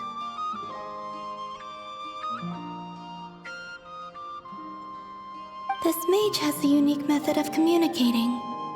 Is she talking about the moons? Yes, but they did not know. And so, still they prayed for the moon goddess's mercy. After building titanic structures that consumed vast amounts of Kuvaki, at last they glimpsed the moons and heard their voices. But of course, they were gravely disappointed, for it was then that they realized the three moon goddesses were dead. Oh, that's such a sad story. It is. Humanity was in a very sorry state at that time. The angels who had once aided them were gone, and the War of Funerary Flames had left them homeless and destitute. Just a second, I gotta ask. How relevant is all this history to the task at hand? Well, I mean, it's... Okay, it seems we've drifted into irrelevant narrative waters. It's been a while since I've had the chance to speak inside someone's head. As soon as I got started, I lost control and the words just flowed out like a waterfall. What I'm trying to say is... Right, yes, that's it. The relevant part is the ritual created by the Hyperboreans. The fact that they bypassed the false sky and saw the true moons implies that they successfully built a connection between Teyvat and the outside world. Which means, with enough Kuvaki and a sufficiently stable connection, it should be feasible to send one person over the border. Okay, so they built some kind of portal? Oh, yes. A portal. Yes. Is something wrong? You sound disappointed. I just didn't expect you to summarize it so well. It turns out I could have said all that in one word, if only I'd managed to think of it. No, please, it's fine. This is invaluable knowledge. I'll be sure to record and preserve everything in writing. Oh, really? Well, in that case, I suppose I could backtrack and add some more detail. I did gloss over a few things so far. Whoa, time out. Let's summarize what we've got first. The Hyperboreans were the last ones to use this method, right? So we somehow need to find whatever structure they built and make sure there's enough Kuvaki to power it up. Luckily, we have the moon marrow of both the eternal and iridescent moons, so we're all good for Kuvaki. Which means the key issue we need to focus on is finding the place. Am I right so far? Yes. Although I expect the structure is long gone by now. That said, what if we could take advantage of the phantoms to travel back to a time when it still existed? Well, travel back isn't quite accurate. It's more like we'd be creating a handshake between 2 points in space-time. We wouldn't even have to pick a time when it still existed. It could just be a time when it still appeared in phantom form via projection, or we could project our own phantoms, fold them together, and... You look lost. Was that too hard to follow? Yeah, things got a little, technical there. Paimon's brain is reaching capacity. All right. Let me think about how to put this more simply. Okay, got it. Over the next few days, I'll search for phantoms that we can use. Once I find one that meets the criteria, I'll let you know and we'll regroup. By completing certain rituals, specific individuals will be able to enter the phantom and make it to the Hyperborean structure. If everything checks out and it looks feasible, we'll just need to wait for Moon Prayer Night, and we can send the Moon Goddess back home. I'm really skimping on the detail here. Is this making any sense at all? I think so. For now, we'll just wait to hear from you. Yes. Basically, yes. Great. Counting on you. In the meantime, we'll focus on finding the Moon Goddess's name. My name? Are they looking for a way to stop me from disappearing? Excuse me, Miss... Go on, Miss Nicole. This conversation was a little all over the place. I didn't catch your name. I am Lauma, of the Frost Moon Scions. Ah, I did wonder. I noticed that you listened very intently when I spoke about Hyperborea and the moon's history. If you'd be interested, I'd love to visit you this evening and go through it again in greater detail. Also, if you were serious about making a record, it would be too risky to simply write down the raw details as is. I would suggest some tweaks. Maybe rewrite the stories as fairy tales or fables, perhaps even prayers. Anyway, we can cross that bridge when we come to it. So, see you later then? Oh, and no need to prepare anything. Just a cup of tea will do. See ya! She seems friendly. It's just... It's so nice to find someone who's actually willing to listen. I've been dying for a chance to finally go through all this systematically from start to finish. Any longer and I'd probably start forgetting it. Now Paimon gets why Alice told us to mind our heads. Ha ha ha ha, what did I tell you? A lot of quirky people in Alice's orbit. Now then, the next order of business is, where do we start looking for the Moon Goddess's name? Maybe the rest of what Nicole has to say might give us some clues. Once I've heard her out, I'll summarize the salient points and share them with you all. I'm also inclined to review our other documents. Yes, our faith was first established by our Hyperborean ancestors, but many of the more factually accurate records are from after Kutar's birth. Sounds like we're gonna follow Columbina's journey through Devat, huh? In that case, we'll start by heading to the Frost Moon Enclave. Sounds like a plan. Take this with you. I'll see about getting in touch with the Fatui. It'll probably just be Arlecchino and Sandroni again. They're the only ones who would want to help. Thank you, Mr. Varka. Don't mention it. Honestly, I'm more comfortable dealing with the Fatui than prying into the details of a young lady's childhood. Catch you later. I should follow them. just in case there's some way that I can help.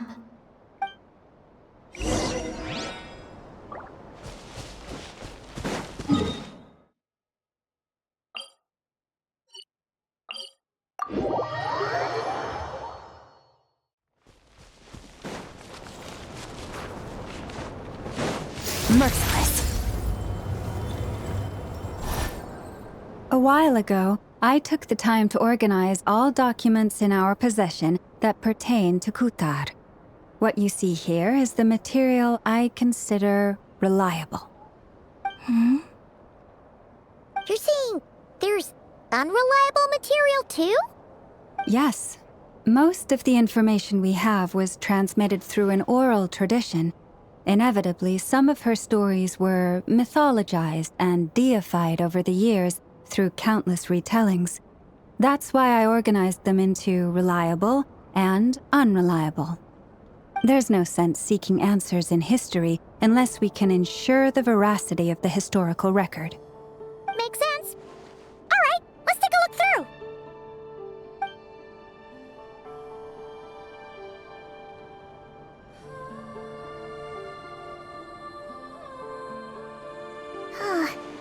Almost all these records refer to Kutar instead of Columbina.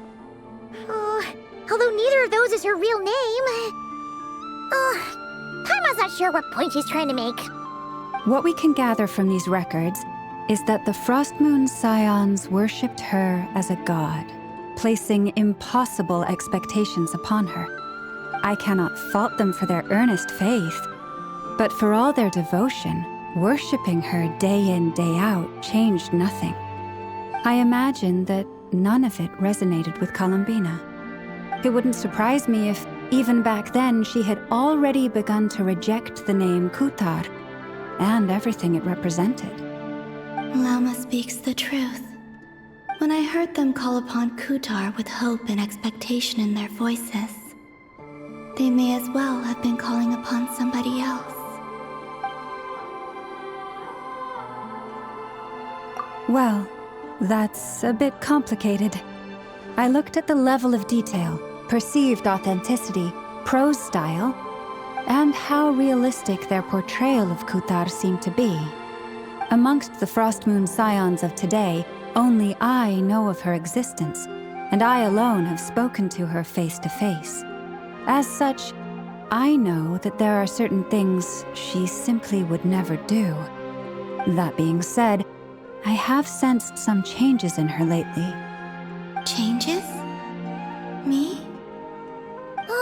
Seems like this is getting us nowhere.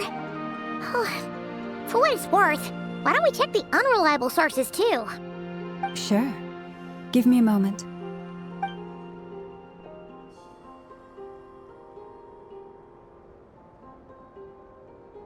Exerting but a fraction of her divine might, Kutar sheared a great mass from the snow-capped mountain and cast it into the sea, upon whose surface shone the mirror image of the moon. Thus was formed the island of Hisi.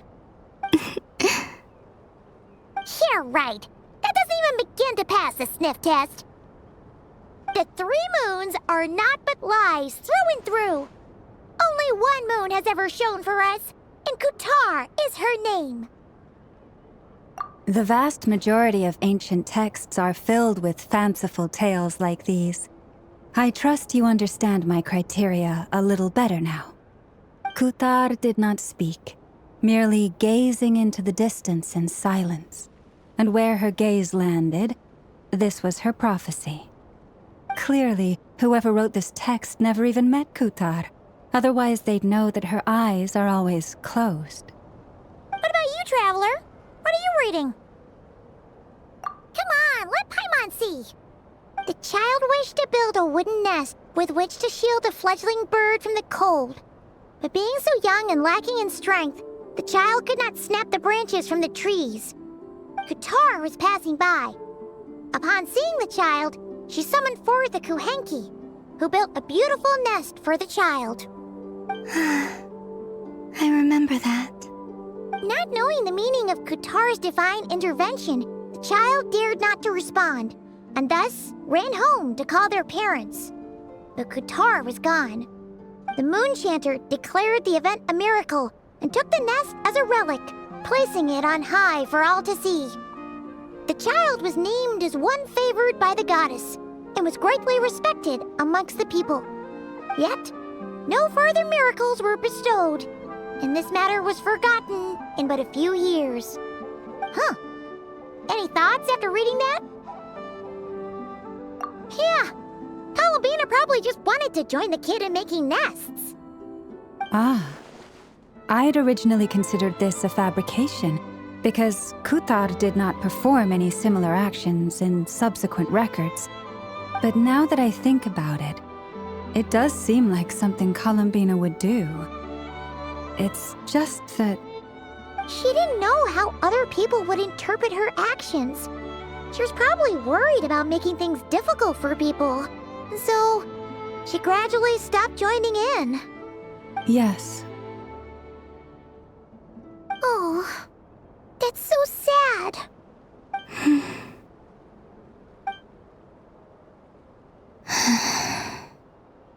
And now, I can make no such gestures of warmth, even if I want to.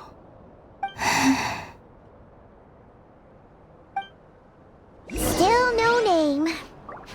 That's a bit of a shame. But we did learn some interesting stories. That's gotta count for something. Barca said he was gonna set up a meeting with Arlecchino and Centrone, right? Let's go back to Nasha Town and see how he's doing.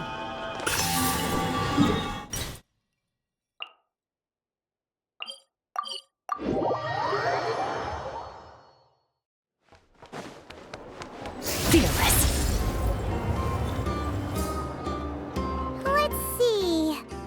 There's Varka. Oh, and it's Durin and Albedo too. Yeah, this is pretty much the same place we bumped into each other last time. I convinced them to stick around a little longer. We were all waiting on people, so I figured having a little company would help pass the time. Ah, so you've been waiting for us? Does this mean that you've already arranged things with the Fatui? Sure does. Now you're back, we can go meet up with them together. How'd your investigation at the Frost Moon Enclave go? Well, we didn't find out Columbina's true name. But apart from that, it went pretty well. Aha, just as well that I didn't tag along then. I'm sure our moon goddess wouldn't want every man and his dog knowing all about her private life. Still, desperate times, desperate measures, I guess. Someone had to do it. So, Varka was waiting on us, but what about you two? Are you waiting for Alice? Oh, no. We already met with her. We discussed that experiment I mentioned to you last time. Oh, and she also handed me this communication device. That's right. I understand she informed you about the relationship between the phantom phenomena and Tevat's borders, yes? She wants me to help her with some more experiments on that front. She said that she'll contact me through this device with more information. Ah, I see. Following instructions and making observations.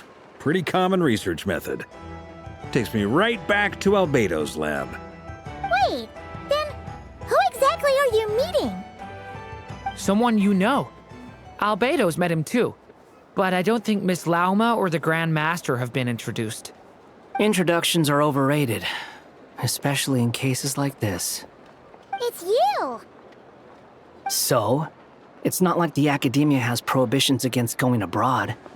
Also, I applied for leave. I've been writing to Hat Guy since obtaining a human form. I've already brought him up to speed on everything that's been going on in Nodcry. Hat Guy? Turns out, I actually have heard that name before. Oh? Then why did you react the same way I did? I only knew the name, not the fella. But since we're all here, let's do some introductions for what it's worth. I'm Varka, Grand Master of the Knights of Favonius. Lauma, Moon Chanter of the Frost Moon Scions. And I'm a Driosh from the Vahumana Darshan of the Sumero Academia. Hat Guy, Good to see you again, Mr. Guy. I believe we last saw each other on the boat ride here.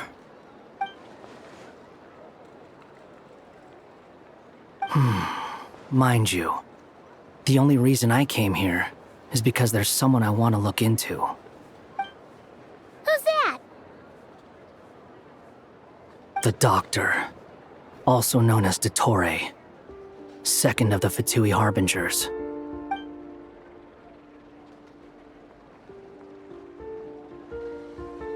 From the tone of your voice, it sounds like there's bad blood between you. I was reviewing our archives and noticed that a lot of information about him was missing. Left a bad taste in my mouth. That's all there is to it. Dottore, or Zondique, as he was then known, once studied at the Academia, but he got kicked out before he could graduate.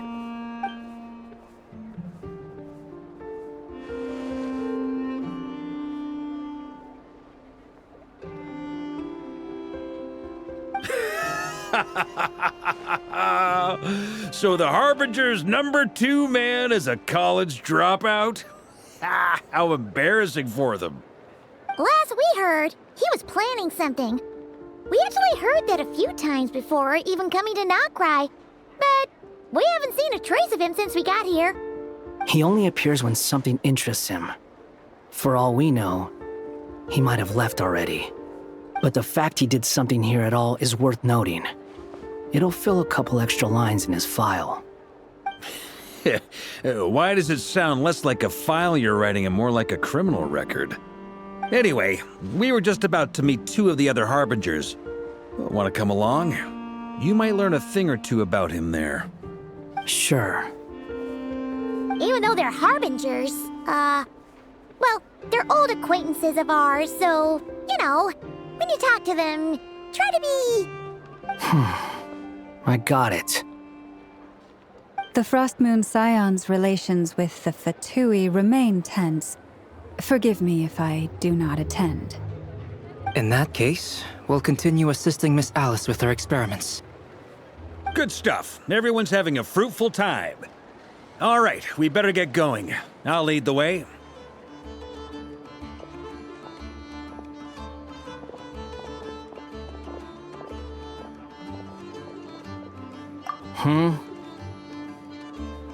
Well, yeah, that's obviously part of it. But I'm not the only one who has a score to settle with him. Neither you, nor Lesser Lord Kusanali, nor I want to see him meddling with things again.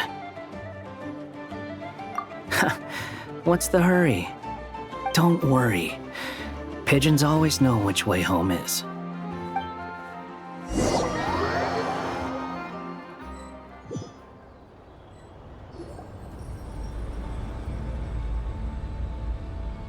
You made it. Who is this? A scholar from Sumeru. They call him Hat Guy. He's an old friend of the Travelers. Wait, this is the Academia representative you wrote about? He doesn't exactly look the part.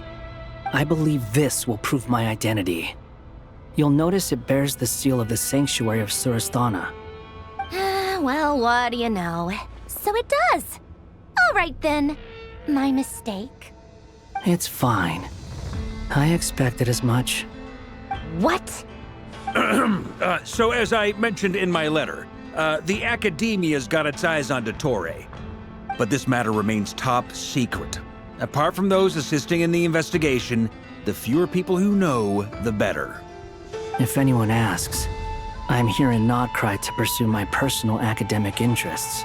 Gotta say, Barca, you did pretty well to keep all this under wraps for so long. Sounds like you got in touch with the Academia about this way back.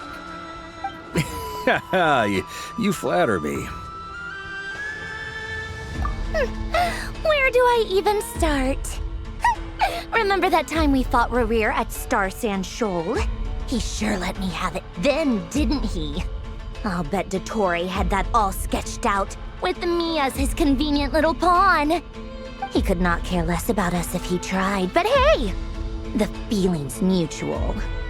Does Dottore really strike you as the sort who values his relationships with his colleagues? Fair point. Definitely not. Which is why I always keep my guard up whenever he starts making suspicious moves. To that extent, our motivations align. On top of which, I consider you trustworthy people. Now, back on topic.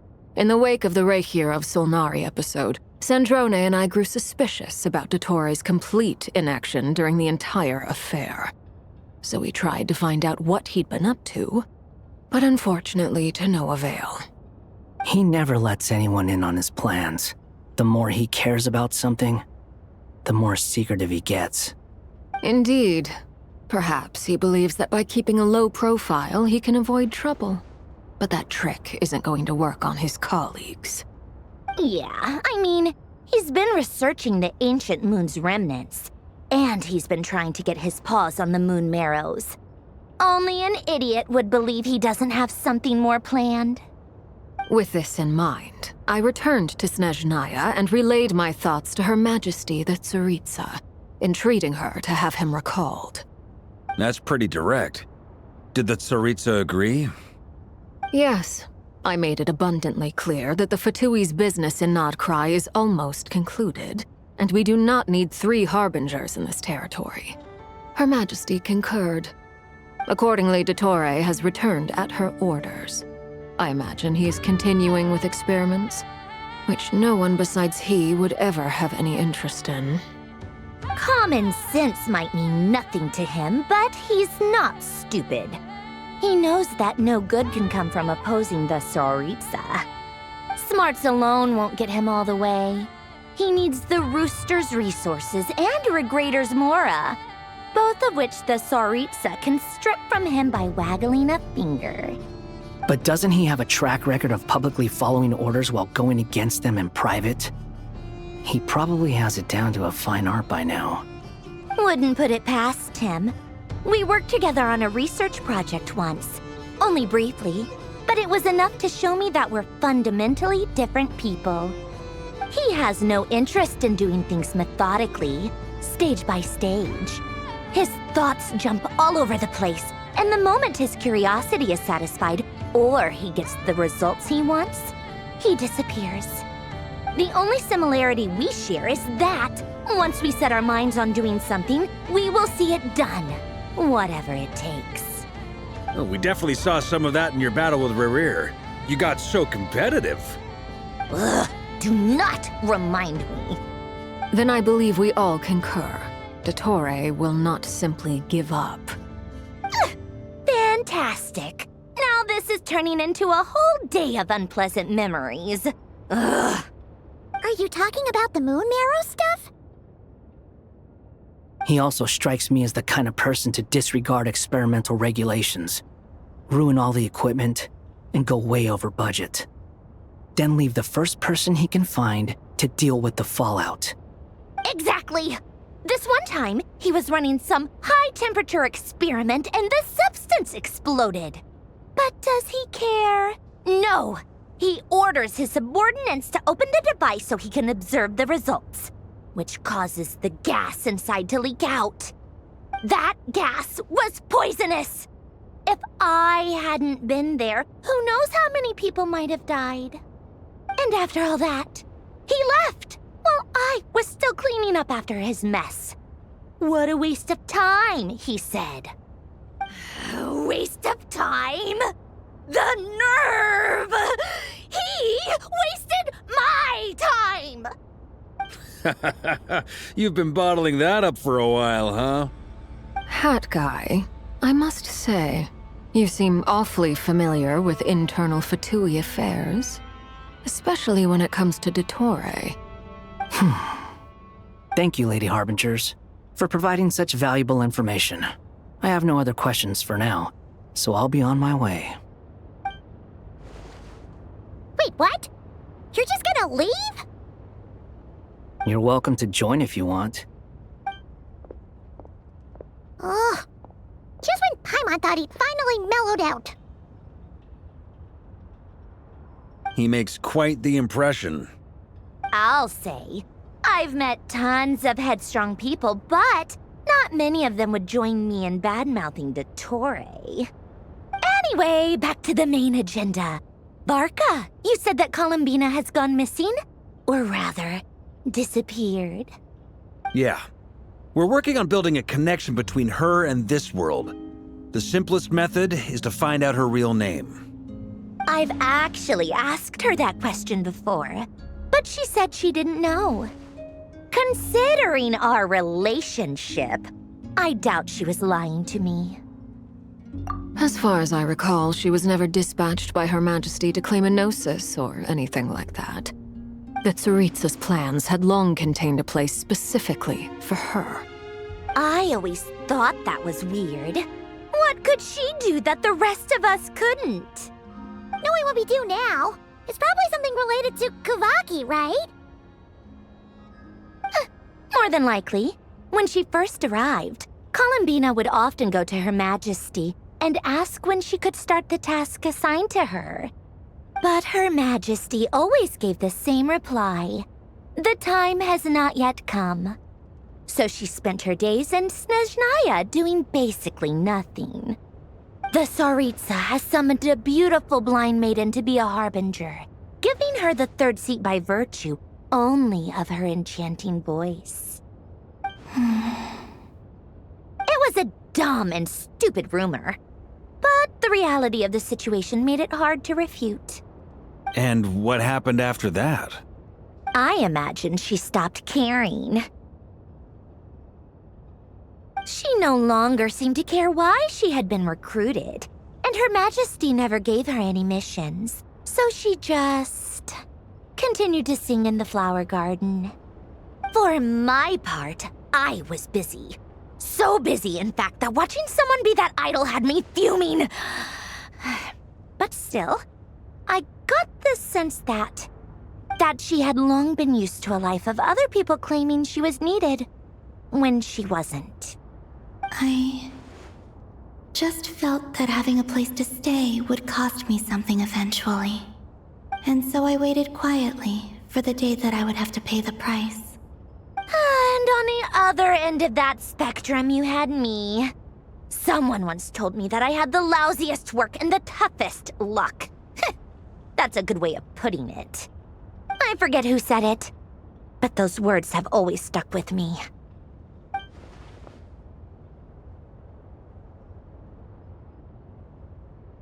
But you've done your job exceptionally well all this time.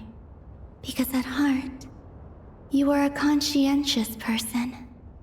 What is it? Something come to mind?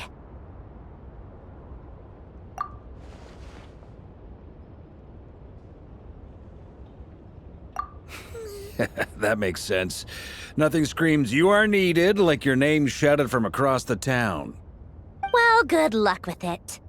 But if you ask me, Columbina is still the most shoutable name. I'm just so used to it now, after all the arguments we've had. I can't be bothered trying to remember another name for her. Nor I. Sandrone. Harlequino.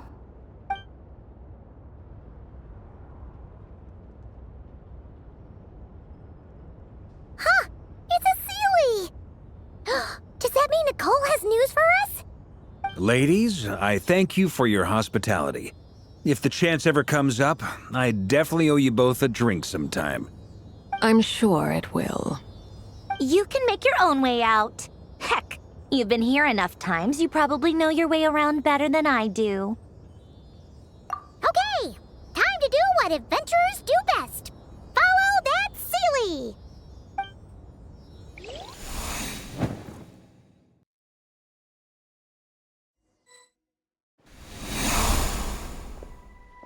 Here you are.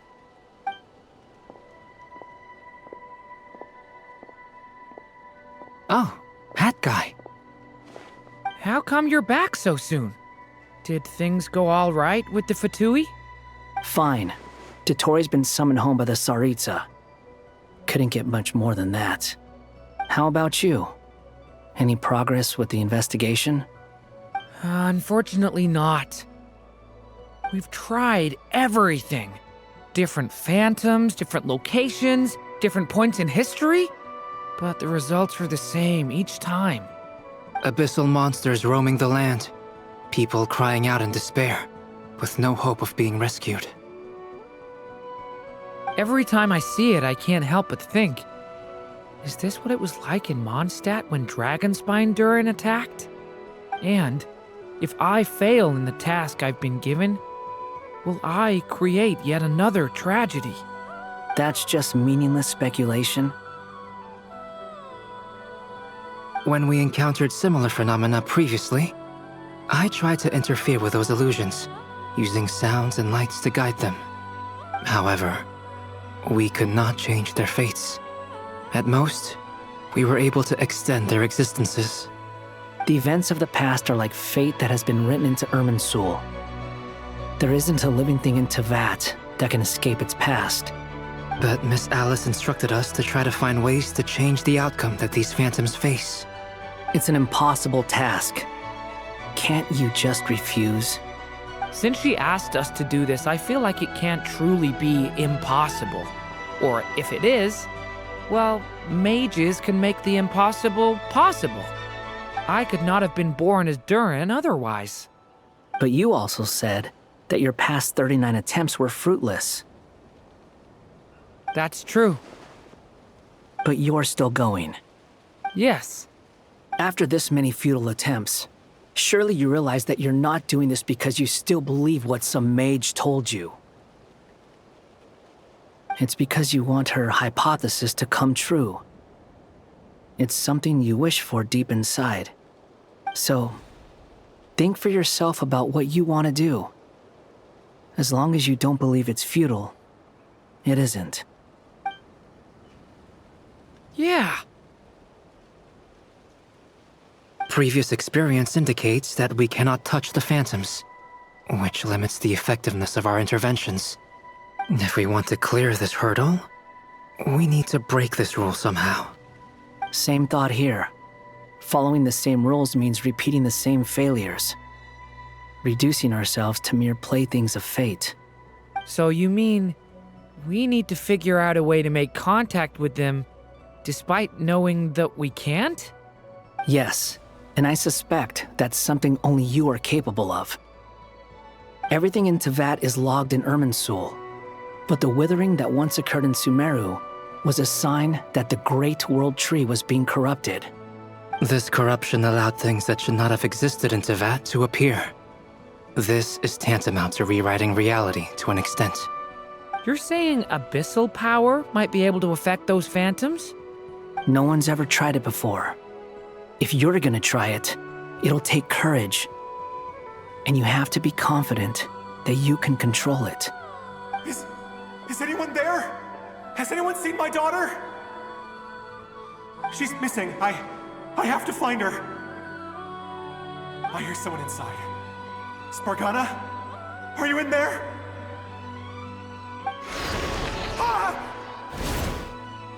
If I can use my abyssal powers to warn him that there is danger here, maybe it'll change his decision. Maybe he'll stay away. Yes. The important thing is not the nature of the power, but rather how you use it. To intimidate and obstruct. Sounds about right for the Abyss. Let me try. I should be able to influence that thing. Have you seen a little girl? What? This isn't the time for that! Just run!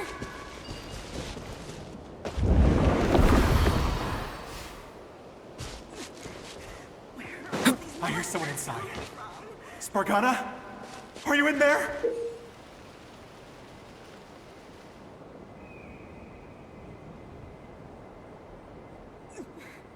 Where are all these monsters coming from? What is this? Looks dangerous. I should get out of here.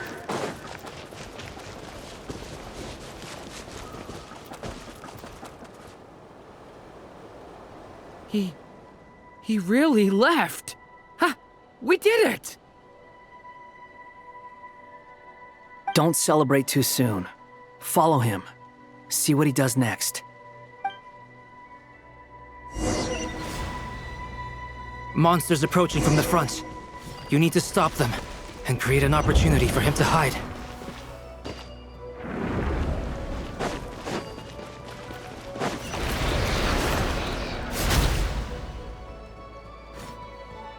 Help me!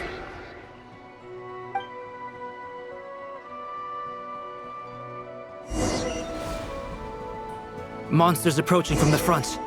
You need to stop them and create an opportunity for him to hide.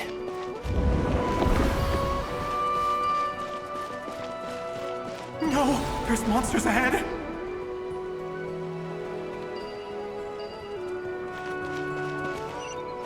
Wait, is that the barrier I saw earlier? Why is it appearing now? It's as if someone's controlling it. The monsters are gone. Is it safe now?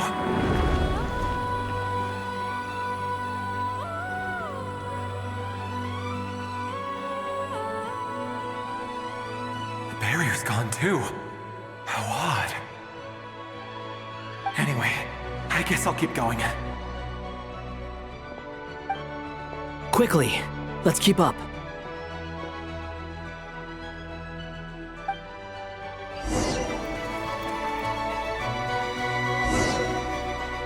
Wait, there was someone else here? Don't go any further. We've got anti-monster traps laid out everywhere. But my daughter must just be up ahead. I have to go. This way's blocked.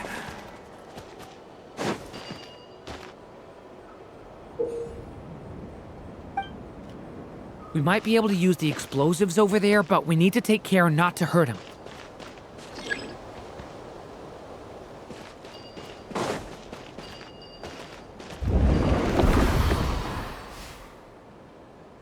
I'll use the barrier to keep him at a safe distance.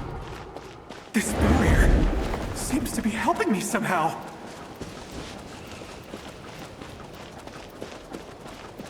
Hey, wake up!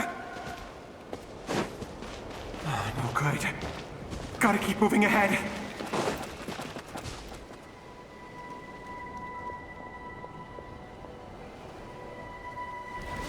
So many monsters! There's still a chance, Durin. Use the traps.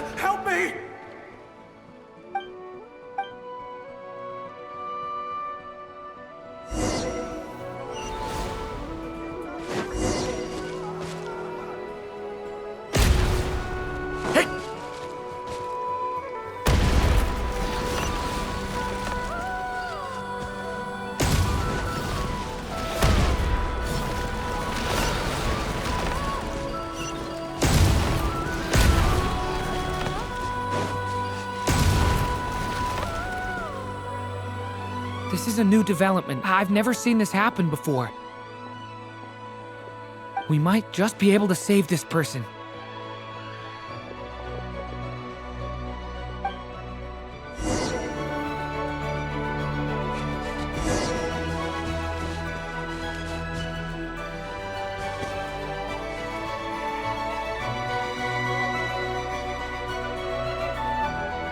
Hello there. Have you seen my daughter? Spargana is her name. She's carrying a large backpack. Get out while you still can, you fool. You won't find any survivors here. But I can't just leave her here. She must be so scared right now. Sorry. Wish I could help, but I haven't seen her. You'll just have to keep looking. Okay, thank you. If I do find her, I'll get her to shelter and come back for you. Don't bother. I've got nowhere left to go.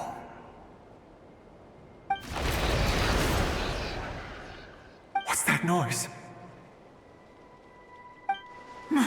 Monster! No, if he goes inside, he'll be walking into a trap. Let's try this once more. This time, we have to stop him.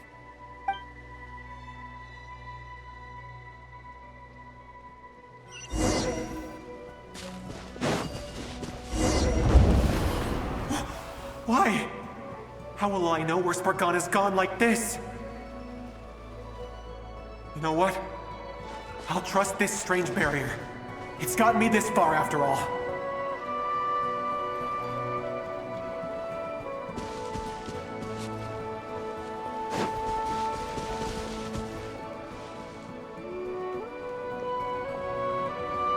Spargana, are you there?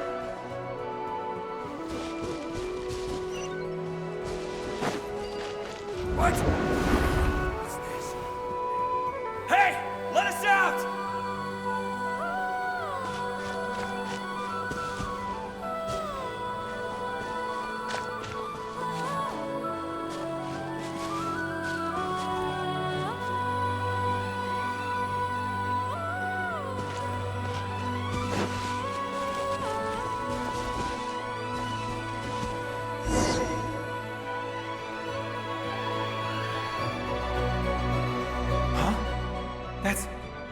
That looks like one of my daughter's books! Thank you. Thank you! Yes, it's one of hers for sure. That's her name on it right there. She left her backpack here.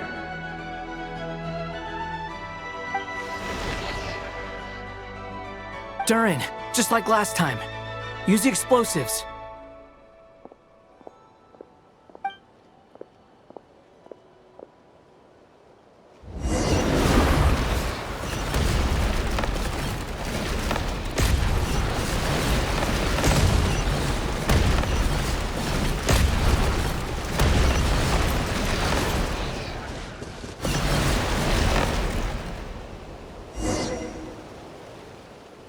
It won't work. There's not enough left. If he makes it in, he'll die. But then, this clue could be the key to him finding his daughter. It might not be the only one. Better he misses that clue than loses his life. I guess so.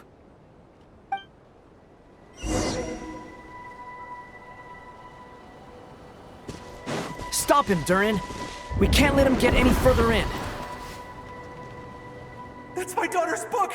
She's passed this way! Why? Why won't you let me go in? I've searched and searched and searched just for this! But how will I find her without any clues? I no longer have anywhere else to go.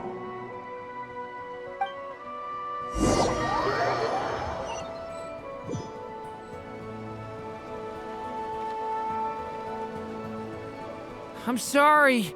I'm so sorry. He refuses to go anywhere else. Whether he opens this door or not, all that awaits him now is death. We couldn't change his fate.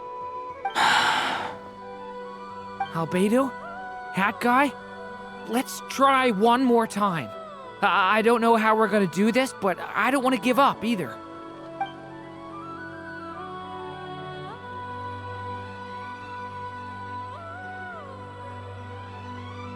Why am I here? What's going on? All these scenes running through my head. Where are they from? Huh? What's going on? His reactions have changed. How many times have I... What's happening to me? Huh? Wait. Who are you? You can see us now? I feel like I always could, but that I only just realized you were there. I'm sorry, I don't know how to describe what I'm feeling. But you were the ones guiding me using that marked barrier, right? I haven't done anything yet, but those monsters, those deaths, they feel like memories. Like things I really did experience. I won't find my daughter. In fact, I'll ultimately die trying to find her. Isn't that right? Well, no, it isn't. Yes, it is. Even so, we're trying to find a way out of this. You've not seen my daughter either, have you? It seems she really isn't here.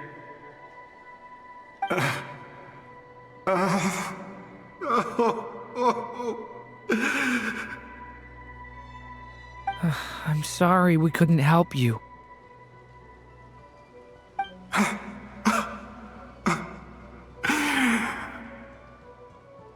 I'm just tired. Maybe this is destiny.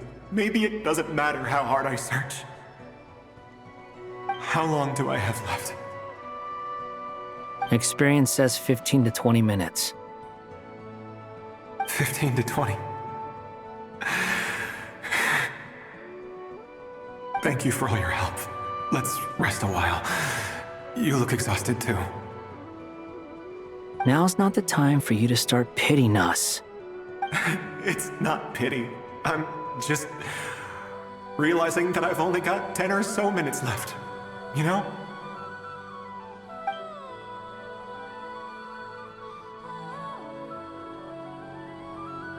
You say you're from Mondstadt, yes? A place with windmills, where people enjoy limitless freedom? And you're from Sumeru, where they've built an academy into a giant tree? Yes. It seems you've never heard of either place. Those names are unknown to me, I'm afraid, yes. Have you heard of Hyperborea? I have, but I heard that it was destroyed in the distant past. I see. That was where my ancestors once lived. What about Delphi Pytho? Was it later rebuilt? I've never heard that name. Then what about Sal Vindagnir? I have seen that name on stone tablets on Dragonspine. But I'm afraid the only things left of that place are its ruins. I see. Sure enough, there was no way to turn this around, huh? I'm sorry. I was the one who asked to chat, but it seems like we're too many ages apart. There's barely any common ground to start from. It's all right. We did hear something new, at least. From how you speak of your lives, things must be going all right for you, I guess. They are. Mondstadt is a place of freedom and happiness. There's a lot of good people in the church and the Knights of Favonius, and even outsiders find that it's an easy place to feel at home. We have festivals a few times a year. Everyone gets together to drink, sing, and be merry. Sumeru is a lot more uptight. Not really the kind of place where you can relax. It's a nation fraught with problems wherever you look. But if all you want in life is to seek knowledge, I guess it's pretty much paradise. That's wonderful. In other words, after this all-devouring black tide passed, humanity did not merely avoid extinction, but rose to build prosperous civilizations anew. I mean, I can see you all right now. That must mean the future isn't a total mess, right? That's true. Well, time's almost up. Let's part ways, I think. Might be best if you don't waste too much time on me. The chances are slim, I know, but I'd like to spend these last few minutes looking for Spargana. If things work out, I'd love to tell her about what I've heard. May we meet again. Well, or not, most probably. In that case, may your wishes come true.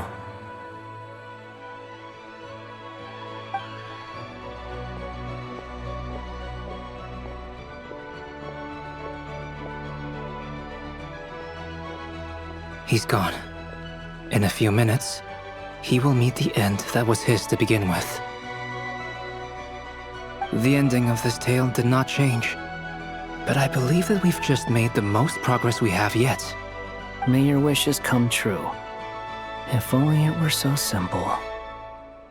Hat guy, could I ask you a question? You've never talked about your past. It seems complicated, and it weighs heavily on you, too. Would you be willing to tell me about it? I mean, sometimes it's better to get things out in the open. Take that guy we try to help, for instance. At least he said goodbye with a smile, right? I know about Albedo's past. Our experiences are very similar, and he created me. As for you, you're my first friend, and you've witnessed every step I've taken. But by comparison, I know nothing about you. Either way, I mean, we're still best friends. But if I knew more about you, I might understand your thoughts a bit better. I've told you about myself. I'm a student at the academia. And what did you do before that? Prepared for the entrance exam? All right. If you really don't want to talk about it, I won't press you any further. I was a puppet built from the branches of a white tree, using technology left behind by the Conrian schools of mechanical engineering. A white tree? You mean an Irminsul tree? Yes, a branch of Irminsul that was once connected to the main tree. So you had a human creator too? Yeah, but my creator abandoned me after deciding that I was a failure. After that,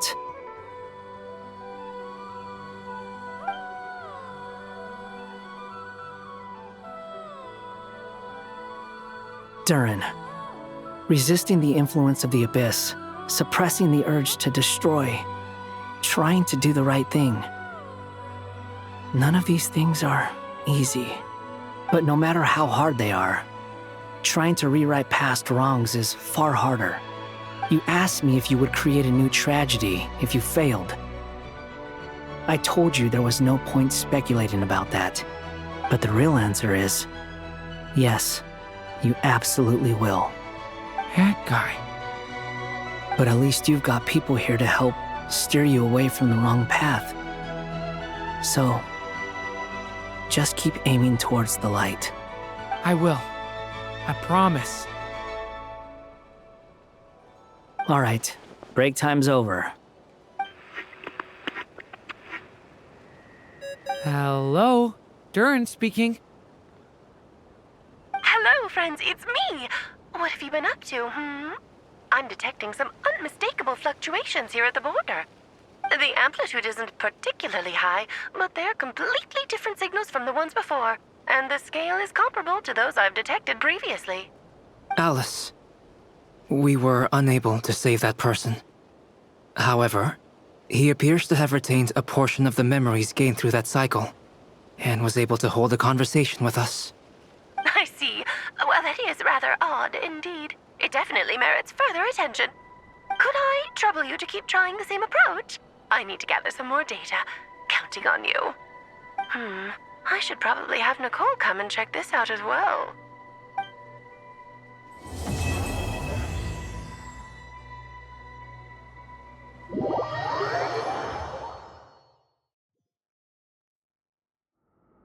There you are. I was worried you might stop to collect treasure chests opened by the Seelie along the way. It would have taken you so much longer to get here. Another conversation I cannot hear. I am delighted to see that you understand what takes priority, and that your adventurer's instinct has not swayed your resolve. Really, I must applaud you for it. You should know. Paimon's head. Okay, I'll try and keep it short. My senses are telling me that this is where we shall find the entrance to the ruins. Oh, cool! Well, what are we waiting for? Let's open it up and see! Patience. This was a sanctuary of great importance to the Hyperboreans. A special process is required to open the gate. Oh, like the place that housed the Eternal Moon's marrow? Okay, so what's the plan? Need us to do anything? And just the short version, if you can. Ah, alright then. I was planning to start with some background on the invention of these techniques. Are you sure you don't want to hear it? It's quite informative. Remember what you were saying about priorities? Fine. Simply put, we need 3 human representatives to successfully undergo a process of Kuvaki resonance. Think of it as a test from the 3 moon goddesses to see if the entrants are qualified, with the most recognizable qualification being Kuvaki.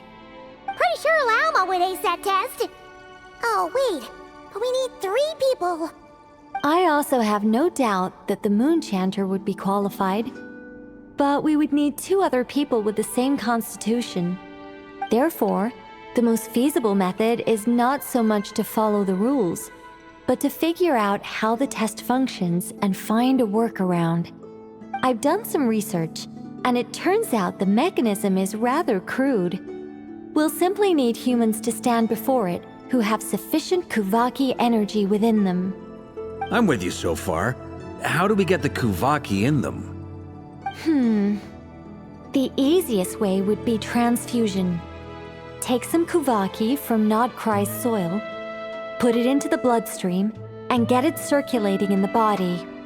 So we're going to cheat on the test? Precisely. There are other methods, but this is the simplest one. Cheating the system is much easier than trying to hide from it. Huh? Sorry? Does the idea of cheating upset you, Miss Lauma? No, that's not it. I suddenly had an idea. Oh, what is it? It's about Moon Prayer Night. I figured out a way for Kutar to join in the festivities. Huh? But as Paimon said, we need to have our priorities straight. Let's get back to the test. I'll follow up with Nefer on the festival arrangements. Oh, okay. Anyway, is this really the best method we have? A Kuvaki transfusion sounds dangerous, no matter how you slice it. If you think that's dangerous, wait till you hear the other methods. I'd be more than happy to go through them if you'd like. There are several. No need, we're good. Let's go with this one. Very well. Kuvaki transfusion it is. Now, I should mention that the risks can be greater or lower depending on individual compatibility. It would be rash to simply infuse the Kuvaki and hope for the best. If the body rejects it, the reaction can be quite severe. The symptoms are similar to another condition that some people living here suffer from, known as congenital Kuvaki sensitivity. So, before we execute our plan, I will perform a simple test of my own to see who is compatible and who is not.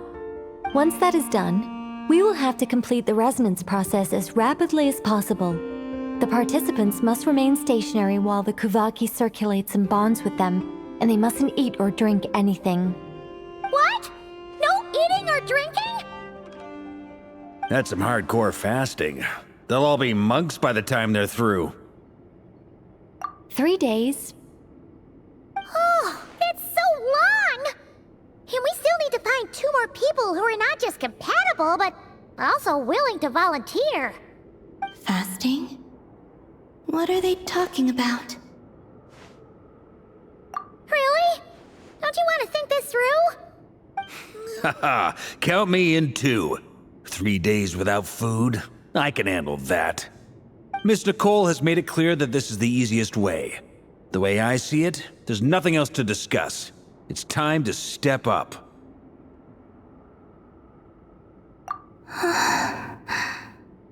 Yeah, you're right. In that case, Paimon volunteers to be captain of logistics. She'll keep the fires lit and grab some spare clothes to keep you comfortable. Then we'll start with you first, Traveler. Please step forward.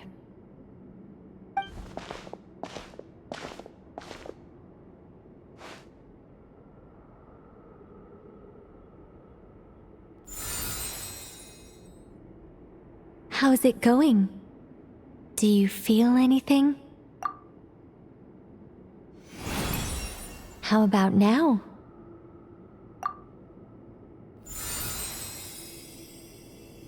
And now?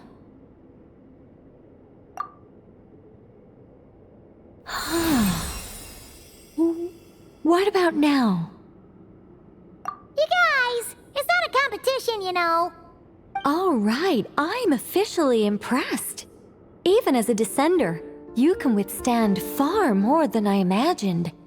It's like I summoned a giant stone titan to arm wrestle you, and your arm hasn't even moved an inch. In my last attempt, I infused 5 times the amount of Kuvaki required. Yes, safe to say, compatibility won't be an issue for you. You're eligible to join. You're next, Mr. Varka. Sure, here goes nothing. All right, I'll start where we left off. 5 times the required Kuvaki dose. Whoa, whoa, whoa, hey, wait a minute. How's it going? No, not great. I kind of want to puke. Feels like I've been drinking too much. A few bottles of wine, then a big stein of Dark Horse, with some hard liquor from Liyue mixed in. You think this is funny? I just lost to a young lady in an arm wrestling contest. I'm never gonna live that down. My apologies. I'll lower the concentration and try again. Oh. How's it going now? I'm not as dizzy as last time, but I can still feel it pulsing around. In that case, you wouldn't be an ideal choice, Mr. Varka. Let's try someone else. Okay. Let's go ask some of our other friends then.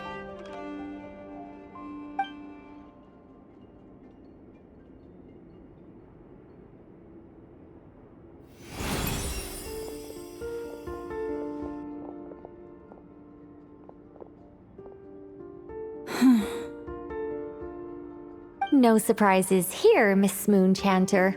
You're perfectly compatible. You may join.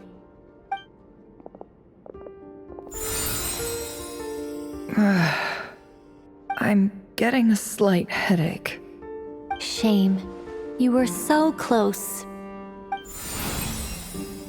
Whoa! I'm itching all over! Allergic reaction. We can't have that. Huh? Well, are you gonna start a what? The Hexenzirkel is an organization that cares for and protects children. We will not have them do dangerous things. Not even tests.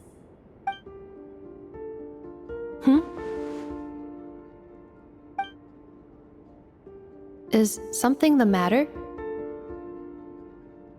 The candidates have to be human. I guess that rules me out too. Huh. Everyone except the Moonchanter got beaten. Guess I don't need to feel so bad after all. I mean, looks like this isn't gonna be as easy as we thought. Perhaps I could ask for volunteers among the Frost Moon Scions. I'll see about talking to some trusted Lightkeeper colleagues. Itlua springs to mind. In fact, I think we had some former Frost Moon Scions join our ranks recently. Can you give me the scientific explanation for how the test works? I can probably make some kind of test bot. Then, we can just zip through Nashitown, going up to people and pressing a button to check their status. Wouldn't that be way easier? No. Wow! No elaboration for once. How about I contact the Knights of Favonia's garrison in the Wave Chaser plane? Shame that Lohan's already left. And that guy's even tougher than I am. Strange. The moon goddess is clearly revered by many people.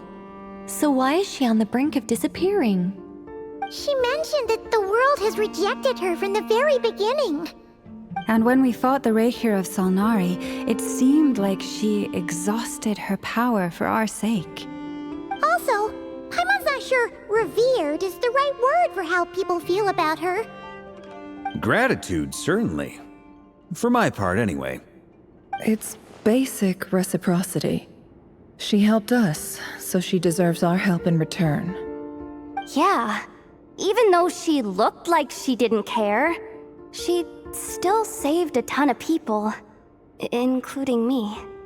A review of the relevant data leads me to conclude that Miss Columbina is a good person. Yep, you bet! They really think so?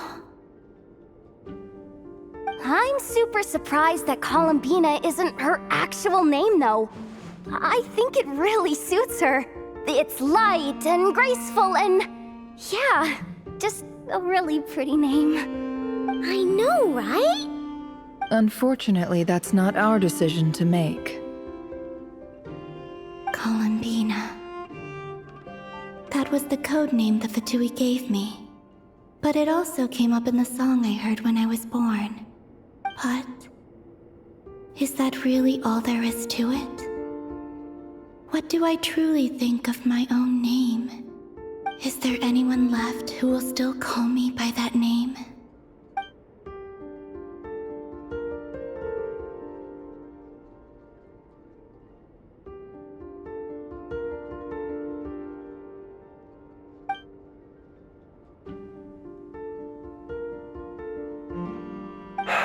Moon Prayer Night is getting closer by the day. We're running out of time. We need to look for other candidates. Then allow me to try. Huh? What are you doing here? You contacted your friends via the Adventurers Guild. Sandrone has been keeping an eye out for something like that, so she informed me. Since I have the ability to accommodate a moon marrow, I should prove to be a suitable candidate. Arlecchino. When can we begin? I see. We can begin right away.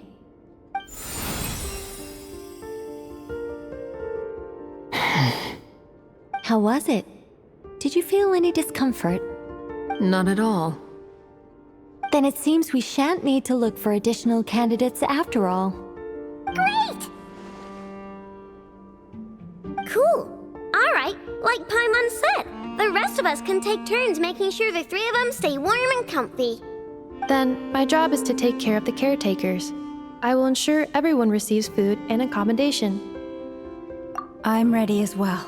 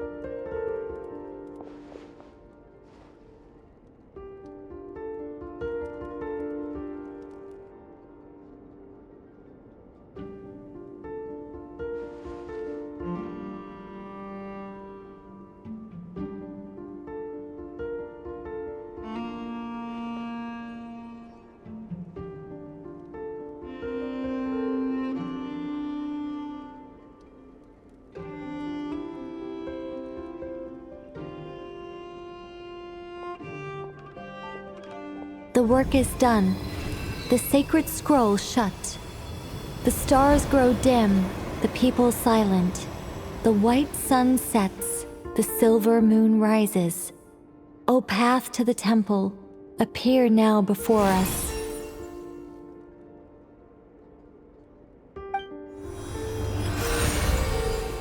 Wow! It really opened!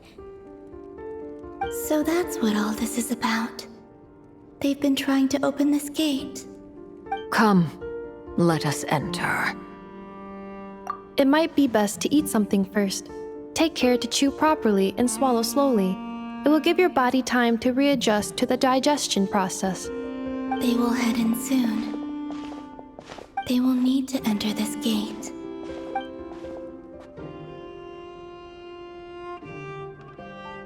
Huh? cannot pass through. Is it because I have no physical body? It has been 3 days. My strength is all but completely faded. Can I really hold on until Moon Prayer Night?